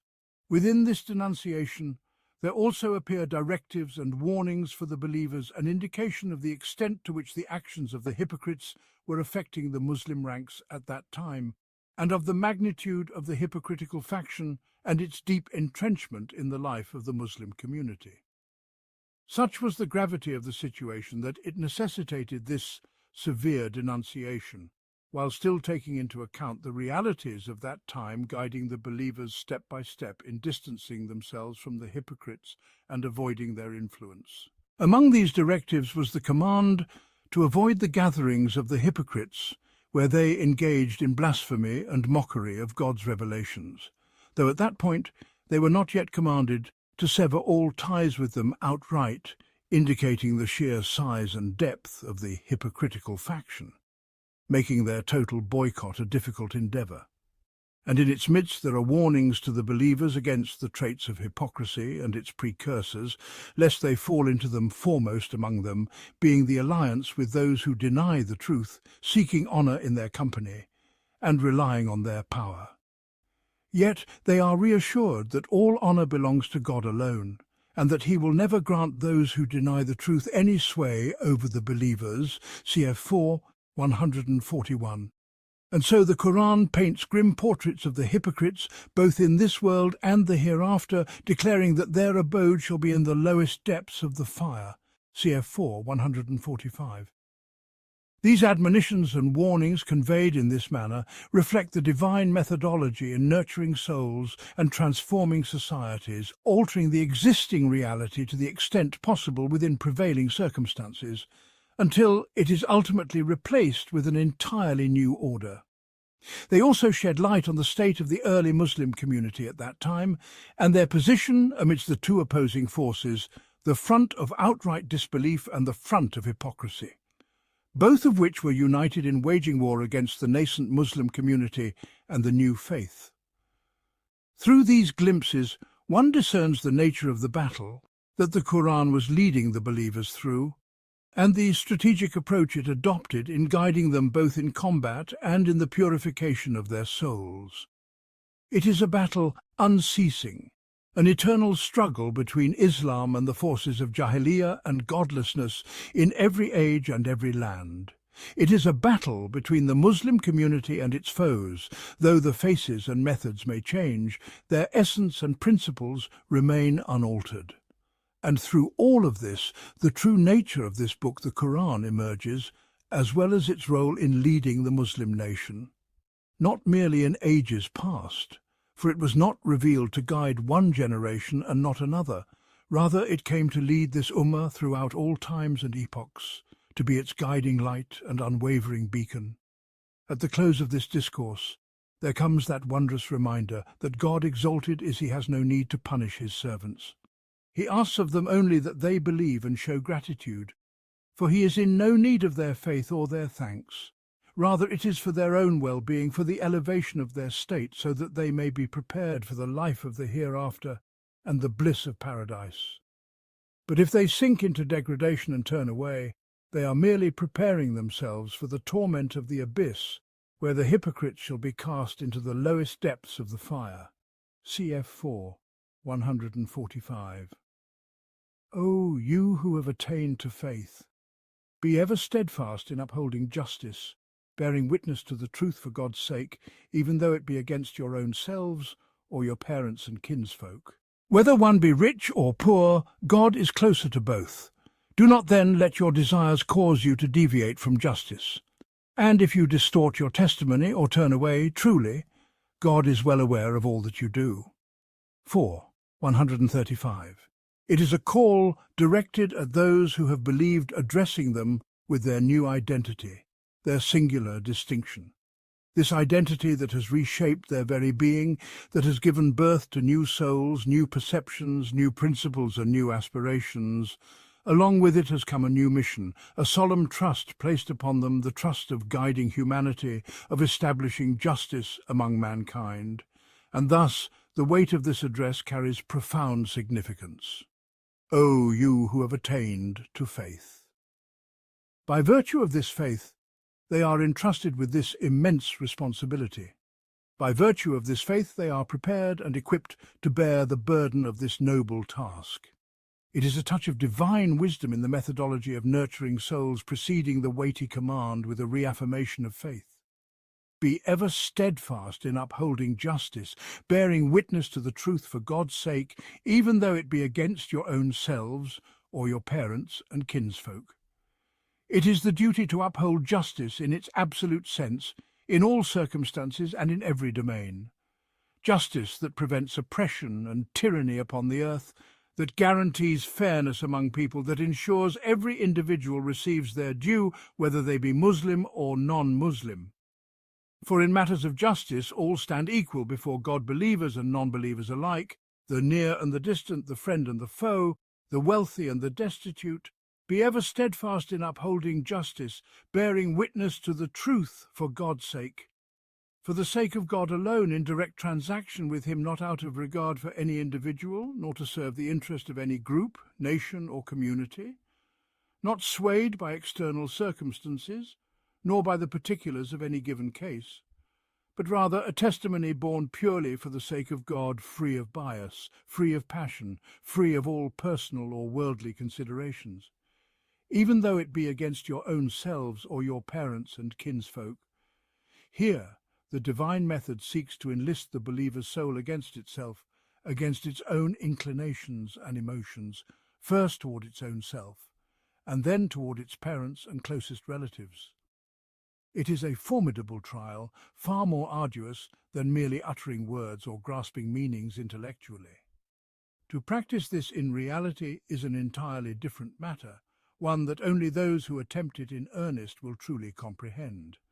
Yet the divine method mobilizes the believing soul for this rigorous test, for such a standard must be established on earth, and there must be people who uphold it. Then the divine method enlists the soul against its natural or social inclinations when the one in question is poor and the heart leans toward favoring him in testimony out of compassion, or when societal prejudices incline one to testify against the poor, as is common in pre-Islamic societies. Likewise, when the one concerned is wealthy, social norms may dictate showing him favor, or conversely, his wealth and arrogance may provoke resentment, inclining one to testify against him unjustly. These are all natural human inclinations, deeply ingrained in social dynamics. Yet the divine method calls upon the believer to overcome them, just as it called upon him to rise above love of self and attachment to kin. Whether one be rich or poor, God is closer to both. It is a daunting trial, one we must repeatedly emphasize as such, and when Islam elevated the souls of the believers in real life to such a lofty pinnacle attested to by history, it was indeed forging a true miracle in the human realm. A miracle that can only manifest under the shadow of this divinely guided methodology. Do not then let your desires cause you to deviate from justice. Desires take on many forms. Love of self is a desire. Love of family and kin is a desire. Compassion for the poor in matters of testimony and judgment is a desire. Favoring the wealthy is a desire. Resentment toward the rich is a desire.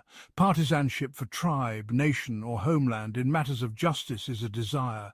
And even enmity toward those who oppose the faith, when it affects the course of judgment, is a desire. These and countless other inclinations must not sway the believer from the path of truth and justice. And finally, the warning, the threat, the grave admonition against distorting testimony or turning away from this divine command. And if you distort your testimony or turn away, truly, God is well aware of all that you do. 4. 135. It is enough for the believer to remember that God is all aware of what he does, to feel the weight of the grave warning that lies behind this truth, a warning so immense that it causes his very being to tremble. For indeed, it was to the believers that God addressed this Qur'an. It is related that Abdullah ibn Rawaha, may God be pleased with him, was sent by the messenger of God, peace and blessings be upon him, to assess the yield of the crops and orchards of Khaybar, as they were to share half of their produce with the Muslims, in accordance with the treaty established by the Prophet after the conquest of Khaybar.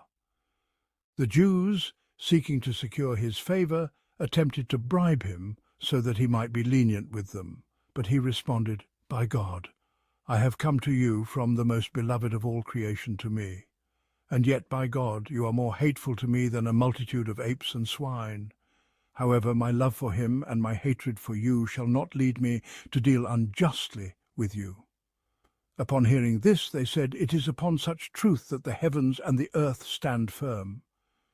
Indeed, he, may God be pleased with him, was a graduate of the school of the messenger of God, peace and blessings be upon him, nurtured upon that unique divine methodology. He was but a human being, one who had undergone the arduous test of life and emerged successful, just as did many others who flourished under that divine guidance, achieving a miracle that could only be realized within the framework of that singular methodology.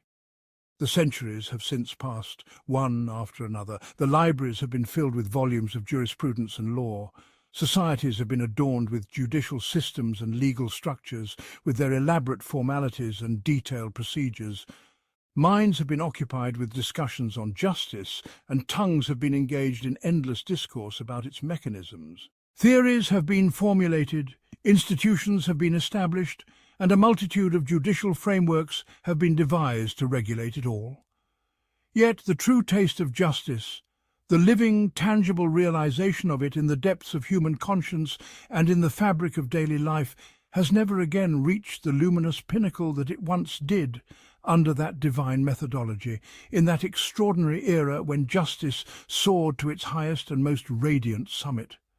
And thereafter, throughout history, it has only ever been found in lands where Islam took root, in hearts that were illumined by this faith, and in communities and individuals who were shaped by that unparalleled methodology. This is a truth that must not be lost upon those who become enamored with modern judicial structures, with newly devised legal procedures, and with the intricate systems and regulations that have evolved over time. Some may assume that these developments ensure justice more effectively than those simple procedures of that unique era in those distant centuries. They may think that today's systems are more precise, more refined, and more sound than the straightforward methods of the past. But such assumptions arise from an illusion born of outward appearances and superficial measurements, an illusion harboured by those who fail to grasp the true essence of things. For it is the divine methodology alone that can elevate human beings to the heights it once reached, despite the simplicity of its outward forms and structures.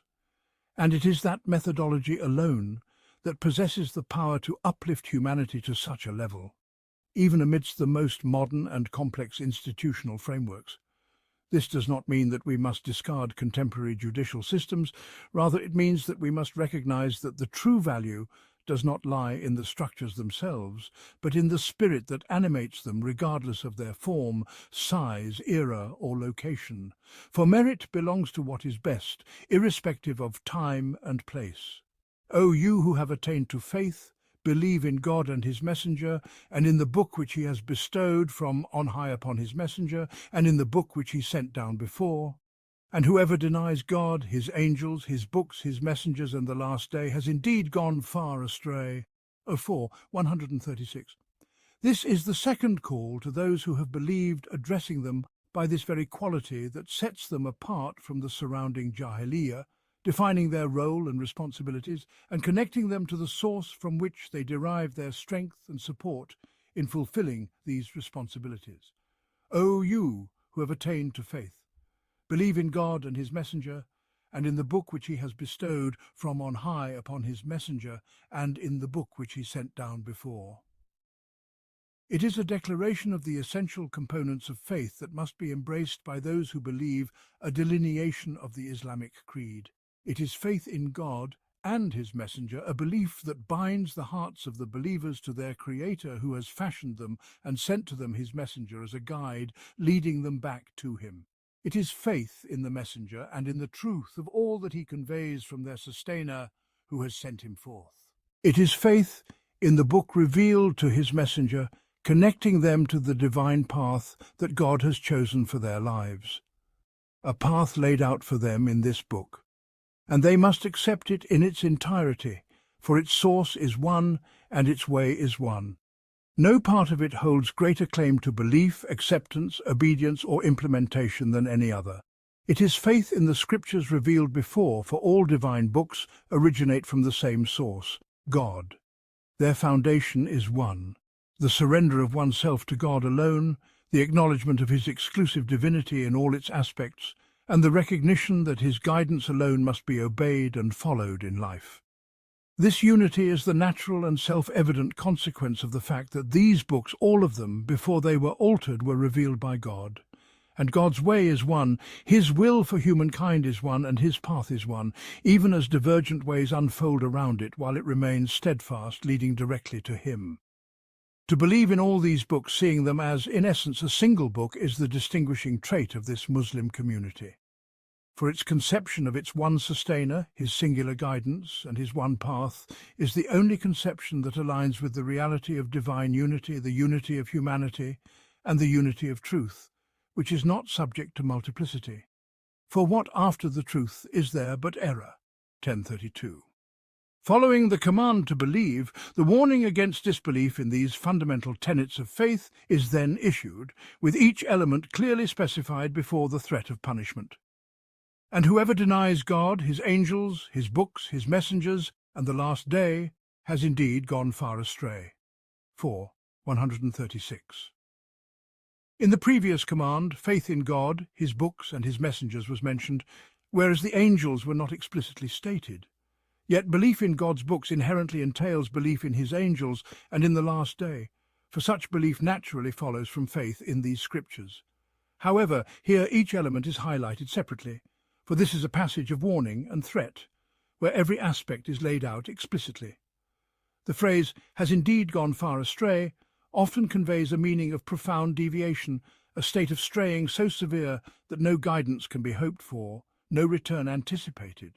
For one who denies God, whom the innate nature of every soul acknowledges in its depths as a spontaneous certainty, an intrinsic inclination, and denies his angels, his books, his messengers, and the last day, drawing upon his rejection of the first truth, such a person's innate disposition has been corrupted, disrupted, and ruined to such an extent that no guidance can be expected for him, no return foreseen.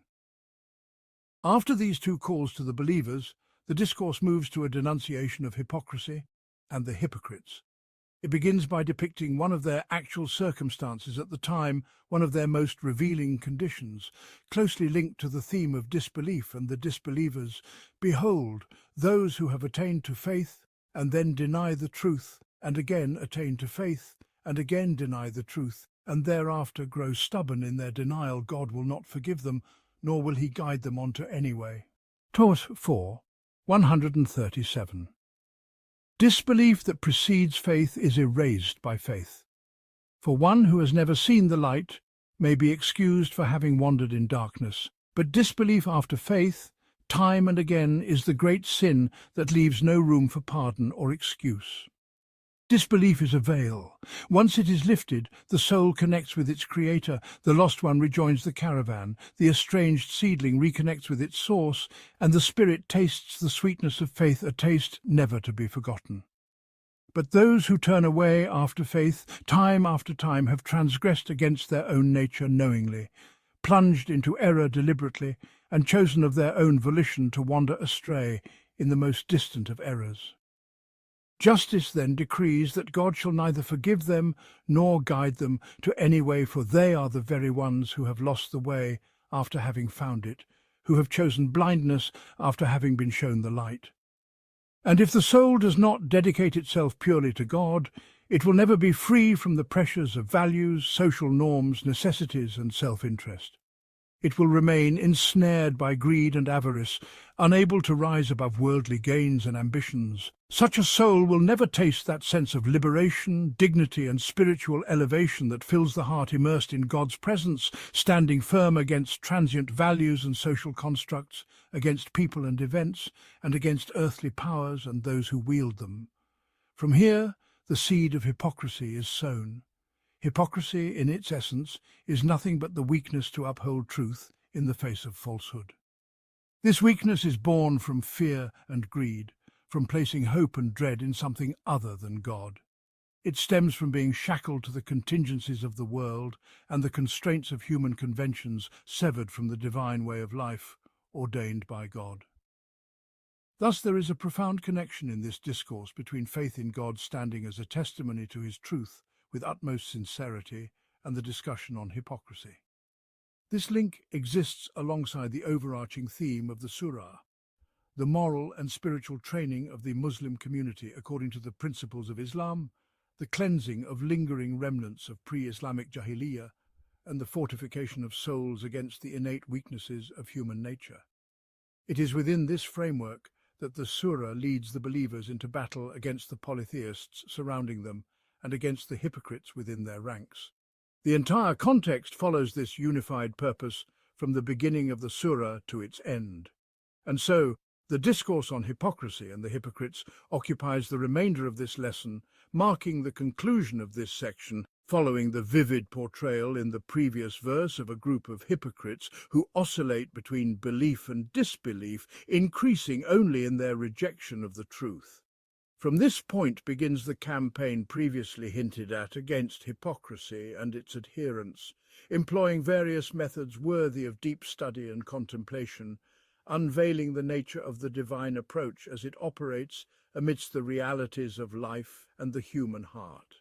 Give tidings to the hypocrites that for them there is a painful punishment, those who take disbelievers as allies instead of the believers. Do they seek honor through them? But indeed, honor belongs entirely to God. Qur'an 4, 138, 139. And it has already been revealed to you in the book that when you hear the verses of God being denied and ridiculed, do not sit with them until they engage in another discourse, or else you would be like them. Indeed, God will gather the hypocrites and disbelievers all together in hell. Qur'an 4, 140. Those who wait and watch what happens to you if you attain a victory from God, they say, "Were we not with you?" But if the disbelievers have a share of success, they say, "Did we not have mastery over you? Yet we protected you from the believers." But God will judge between you on the day of resurrection, and never will he grant the disbelievers a way over the believers. Qur'an 4, 141. Indeed, the hypocrites seek to deceive God, but it is he who deceives them. And when they stand for prayer, they stand lazily, showing themselves to the people and not remembering God, except a little. Qur'an 4, 142. Wavering between them, belonging neither to these nor to those. And whoever God leaves astray, never will you find for him a way. Qur'an 4, 143. This campaign begins with an unmistakable note of irony, using the term "give glad tidings" in place of "warn," turning the painful torment that awaits the hypocrites into a form of ominous good news. Then follows a declaration of the reason for their torment: their alliance with the disbelievers instead of the believers, their misplaced reliance and their flawed perception of where honor and strength truly reside. Give tidings to the hypocrites that for them there is a painful punishment, those who take disbelievers as allies instead of the believers. Do they seek honor through them? But indeed, honor belongs entirely to God. Qur'an 4, 138, 139. The disbelievers mentioned here are most likely the Jews, with whom the hypocrites sought refuge, whispering among them and conspiring against the Muslim community. God Most Exalted is asking in rebuke, why do they take disbelievers as allies while claiming to believe? Why do they place themselves in such a position, adopting such a stance? Do they seek strength and dignity in their company? But dignity belongs to God alone. None shall find it except those who turn to him, seek it in him, and take refuge in his protection. Thus, the first stroke of this discourse unveils the essence of the hypocrites and their foremost trait, their alliance with the disbelievers instead of the believers. It also exposes their flawed perception of true power, revealing that the disbelievers themselves possess no real honor or strength. Dignity belongs to God alone. If not sought in him, then it is nowhere to be found. Verily, there is but one source of strength for the human soul, God alone. Whoever leans upon him rises above all else. Indeed, there is but one servitude that elevates and liberates the human soul, servitude to God alone. If the soul does not find peace in this servitude, it will be enslaved by countless values, persons, considerations, and fears. Nothing will protect it from being subjugated by all and everything. It is either complete servitude to God, leading to honor, dignity, and freedom, or it is servitude to creation, leading only to humiliation, degradation, and chains. Let one choose as they will. A believer does not seek strength from any source other than God while remaining true in faith. He does not turn to the enemies of God for support while still believing in him. And how direly do some people claiming Islam, bearing Muslim names, need to reflect upon this Qur'an.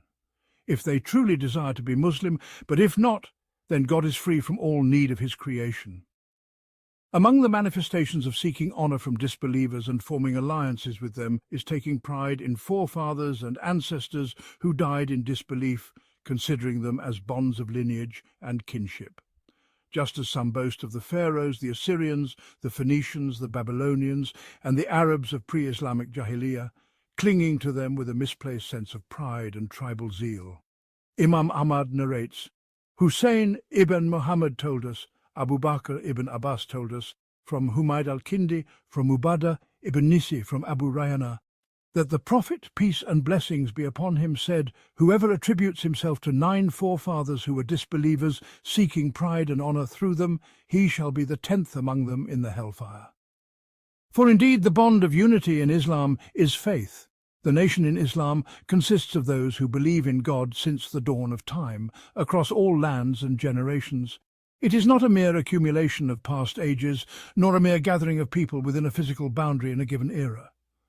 The first degree of hypocrisy is for a believer to sit in a gathering where the signs of God are denied and mocked, remaining silent, feigning jahiliyyah. He may call it tolerance or cunning or broad-mindedness, or a commitment to freedom of thought. But in truth, it is the creeping onset of internal defeat, deceiving himself at the very start, ashamed to confront his own soul in its moment of weakness and disgrace. Indeed, zeal for God, for his religion and for his signs is the very hallmark of faith. And once this zeal begins to wane, every barrier thereafter crumbles, every obstacle is swept away, and the feeble wreckage is carried off by the surging tide. At first, this zeal is deliberately stifled, then it wanes, then it is extinguished, and finally it dies. P. 781. Thus, if one hears mockery of his faith in a gathering, he must either challenge it or withdraw from that company and its people. As for turning a blind eye and remaining silent, this is but the first step towards defeat. It is the bridge between faith and disbelief, spanning the chasm of hypocrisy. There were among the Muslims in Medina those who would sit in the gatherings of the great hypocrites, men of influence, who still wielded considerable power. The Quranic methodology came to awaken hearts to a profound truth, that frequenting such gatherings and remaining silent about what transpired therein was the initial stage of spiritual ruin. It sought to steer them away from this peril. Yet the circumstances of that time did not permit an outright command to sever all ties with these people. Thus, the initial directive was to avoid their company, specifically when they engaged in disbelief and mockery of God's signs. Otherwise, it would be hypocrisy, a terrifying fate, the fate of the hypocrites and the disbelievers alike. And it has already been revealed to you in the book that when you hear God's revelations being denied and ridiculed, do not sit with them until they engage in another discourse. Otherwise, you would be like them. Surely God will gather the hypocrites and the disbelievers together in hell. Qur'an 4, 140. Here, the reference to what has been previously revealed in the book pertains to his saying in Surah Al-An'am, which was revealed in Makkah. And when you see those who engage in blasphemy concerning our revelations, turn away from them until they engage in another discourse. Qur'an 6:68. And then comes the warning that shakes the very core of the believer. Otherwise you would be like them. Qur'an 4, 140. And the stern admonition that leaves no room for hesitation. Surely God will gather the hypocrites and the disbelievers together in hell. Qur'an 4, 140. Yet, the restriction of this prohibition to gatherings where God's signs are denied and mocked, and its omission from broader social interactions between Muslims and these hypocrites, reveals, as we have mentioned, the nature of that phase through which the nascent Muslim community was passing. A phase that could very well recur in other generations and other settings. It also reveals the wisdom of gradual change in divine instruction, a methodology that takes into account entrenched habits, emotions, prevailing circumstances, and real-world complexities, all while steadily advancing towards the transformation of reality itself. Then, the discourse shifts to delineate the traits of the hypocrites, painting for them a repugnant and contemptible image. They present one face to the Muslims and another to the disbelievers. They seek to walk a middle path, holding the stick from its center, twisting and turning like worms and serpents. Those who await your downfall. If you gain a victory from God, they say, were we not with you? But if the disbelievers have a share of success, they say, did we not side with you and defend you from the believers? But God will judge between you on the day of resurrection, and never will God grant the disbelievers authority over the believers. Qur'an 4, 141. A loathsome image indeed. It begins by exposing the malice and ill will they harbour towards the Muslim community, their constant anticipation of its misfortune. Yet despite this, they feign camaraderie when God grants victory to the believers, saying, were we not with you? Qur'an 4, 141. Meaning, were we not present in the battle alongside you? For they would sometimes venture forth only to spread discord and weaken the ranks. Or they mean to imply that their hearts were aligned with the believers, that they supported them and safeguarded their rear. And when fortune smiles upon the disbelievers, they say, did we not side with you and defend you from the believers? Qur'an 4, 141. That is, did we not aid and support you? Did we not protect your backs sow discord among the ranks of the Muslims and weaken their resolve? p. 782. Thus do they slither and twist like vermin, harbouring venom in their hearts while their tongues drip with deceit. Yet they remain weak, contemptible figures, whose very presence is repulsive to the hearts of the believers. This too is among the subtle psychological strategies of divine guidance, meant to instill aversion towards them in the souls of the faithful. Since the strategy employed by the Prophet, peace and blessings be upon him, under divine instruction, concerning the hypocrites was one of patience and avoidance, coupled with enlightening the believers about their reality, all in preparation for the eventual eradication of this vile faction. The matter is entrusted here to God's judgment in the hereafter. There, all veils will be lifted, and they will face the recompense for their treachery. But God will judge between you on the day of resurrection. Qur'an 4, 141. A day when there will be no room for deception, conspiracy, or clandestine plotting, when the innermost secrets shall be laid bare. And as for the believers, they are granted an unwavering reassurance from God, that the schemes and machinations of the hypocrites, their clandestine dealings with the disbelievers, will never alter the divine balance of power. Never shall the disbelievers hold lasting dominance over the believers, and never will God grant the disbelievers authority over the believers. Qur'an 4, 141. Regarding the interpretation of this verse, some narrations suggest that it pertains to the day of judgment, where God's judgment shall be absolute, leaving the disbelievers no authority over the believers. Others interpret it as referring to the worldly realm, that God will never permit the disbelievers to utterly annihilate the Muslim community, even if they may prevail in certain battles or at certain times. The verse, in its unrestricted form, encompasses both realms, this world and the next, for it is not confined to a specific time frame. The hereafter, of course, needs no further clarification, for its reality is self-evident. However, in this world appearances may sometimes suggest otherwise, yet such appearances are deceptive and require deeper contemplation, for it is a promise from God, unequivocal and absolute. A divine decree that whenever faith becomes firmly established in the hearts of the believers, when it manifests in the reality of their lives as a governing principle, as a system of rule, as an undivided devotion to God in every thought and action, then, and only then, shall the disbelievers find no power over them. This is a truth borne out by the entire history of Islam without a single exception.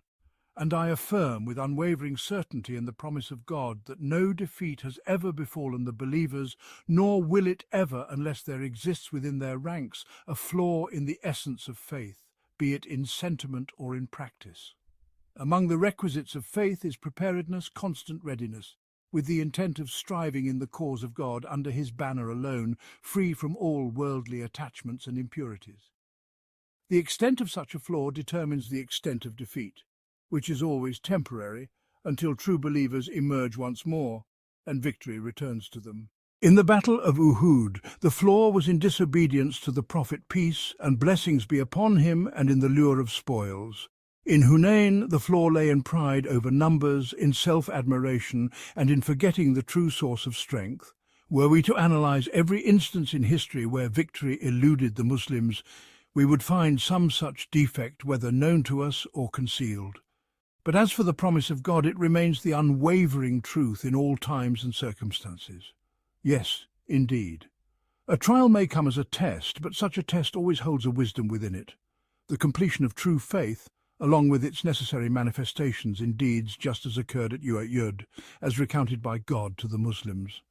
And when this truth is perfected through trial and success therein, then victory comes, and the promise of God is fulfilled with certainty.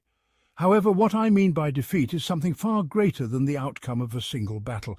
What I mean by defeat is the defeat of the spirit, the dulling of resolve. A loss in battle is not a true defeat unless it leaves behind traces in the soul, lethargy, weakness and despair. But if it instead rekindles determination, fuels the inner flame, reveals the pitfalls, and lays bare the nature of faith, the nature of the struggle, and the nature of the path, then it is the surest prelude to the surest victory, no matter how long the road may be. Likewise, when the Quranic text declares that God will never allow the unbelievers to prevail over the believers, 4. 141, it points to the fact that the believing spirit is destined for triumph, and the believing idea is destined to reign. This, then, is a call to the Muslim community to fulfill the reality of faith within their hearts, in their perceptions and emotions, and in their lives in practice and action. And they must never rely merely on their name or their outward identity. For victory is not granted to mere labels, it is granted to the reality that lies behind them. Between us and victory, in any time and in any place, there is nothing but the fulfillment of true faith. And along with this faith, its requirements must also be fulfilled in our lives and in our reality. It is part of faith to take up preparation, to perfect one's strength. It is part of faith not to incline toward the enemy, nor to seek honor and dignity from anyone but God. This firm promise of God is in complete harmony with the nature of faith and the nature of disbelief in this universe. Faith is a connection to the supreme power, one that neither weakens nor perishes. Disbelief, on the other hand, is a severance from that power, an isolation from it. And a limited, severed, isolated and perishable force can never overcome a force that is connected to the very source of strength in this entire universe. Yet we must always distinguish between the reality of faith and its mere appearance. The reality of faith is a solid force, as established as the laws of nature, exerting its influence upon the soul and upon all that emanates from it in action and movement. It is a vast and formidable truth, capable, when confronted with the isolated and severed reality of disbelief, of utterly vanquishing it. But when faith is reduced to a mere outward form, then the reality of disbelief will prevail over it if it remains true to its nature and operates within its domain. For the reality of anything is always stronger than the appearance of anything, even if that reality is disbelief and the appearance is faith. The foundation of the battle against falsehood is the establishment of truth. When truth exists in its full reality and in its full strength, the outcome of the struggle between it and falsehood is already decided, no matter how imposing falsehood may seem to the eye. Nay, we hurl the truth against falsehood, and it crushes it, and behold, it perishes. 21:18. And God will never allow the unbelievers to prevail over the believers. 141. Then the discourse moves forward after this decisive and reassuring promise to the believers, and after this crushing blow to the hypocrites who align themselves with the unbelievers in search of honor, proceeding to paint yet another wretched image of the hypocrites, coupled with words that belittle their status and warnings of God's retribution upon them. Behold, the hypocrites seek to deceive God, but it is He who deceives them. And when they stand up for prayer, they stand up reluctantly, only to be seen by men, and they remember God but little, swaying between this and that, neither to these nor to those. And whoever God lets go astray, never will you find for him a way. 142, 143. This is yet another touch in the divine methodology aimed at the hearts of the believers, for these hearts must inevitably recoil in disgust from those who dare to deceive God. For these hearts know that God, glorified be He, cannot be deceived, for He knows what is most secret and what is yet more hidden. And they realize that whoever attempts to deceive God must possess within himself a degree of wickedness, jahiliyyah, and heedlessness beyond measure. And so they recoil in disgust. They look down upon such people with contempt and disdain. Immediately after this, it is stated that they seek to deceive God, but it is He who deceives them. 142, meaning He draws them along, leaving them to wander blindly in their transgression, without striking them with a calamity to awaken them, without sending them a disaster to open their eyes. He lets them proceed down their path toward destruction until they fall into the abyss. This, then, is God's deception of them. For calamities and hardships are often a mercy from God when they afflict His servants, for they bring them swiftly back from error, or teach them what they did not know. And just as often, well-being and ease are but a form of divine entrapment for the sinners and the wayward, because they have reached a level of sin and misguidance that renders them deserving of being left without a calamity or a warning until they meet the worst of ends. Then the discourse continues, portraying them in yet more wretched and repellent images that stir in the hearts of the believers nothing but aversion and contempt. And when they stand up for prayer, They stand up reluctantly only to be seen by men, and they remember God but little. 4. 142. They do not rise for prayer with the fervour of longing to meet God, to stand before him, to connect with him, to seek strength from him. Rather, they rise merely to be seen by men, and so they rise reluctantly, as if performing a burdensome task, as if being coerced into a gruelling labour. And thus they mention God but little, for their remembrance is not truly of God, but of people. Their focus is not on God, but on impressing others.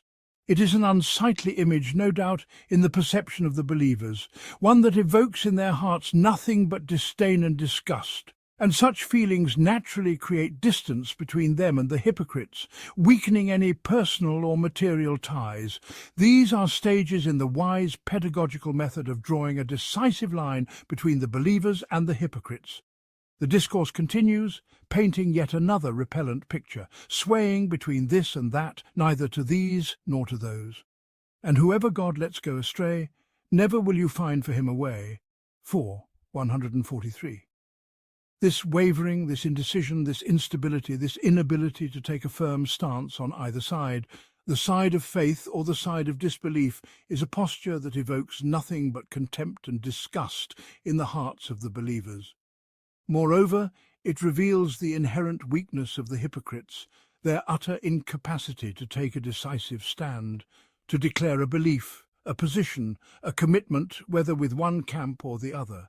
And after depicting these wretched images and these feeble, wavering stances, the discourse concludes that they have indeed incurred the judgment of God, and have thus been abandoned to misguidance, so that no one shall ever find for them a way.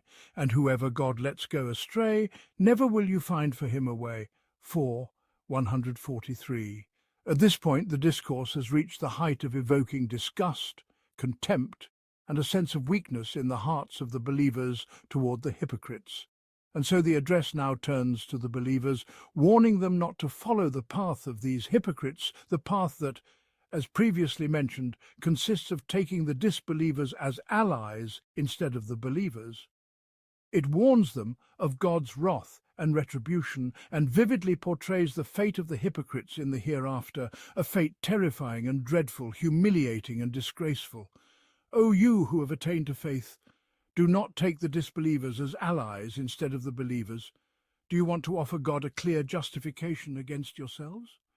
Indeed, the hypocrites will be in the lowest depths of the fire, and you will find no helper for them except for those who repent and mend their ways and hold fast to God and make their faith pure for God alone.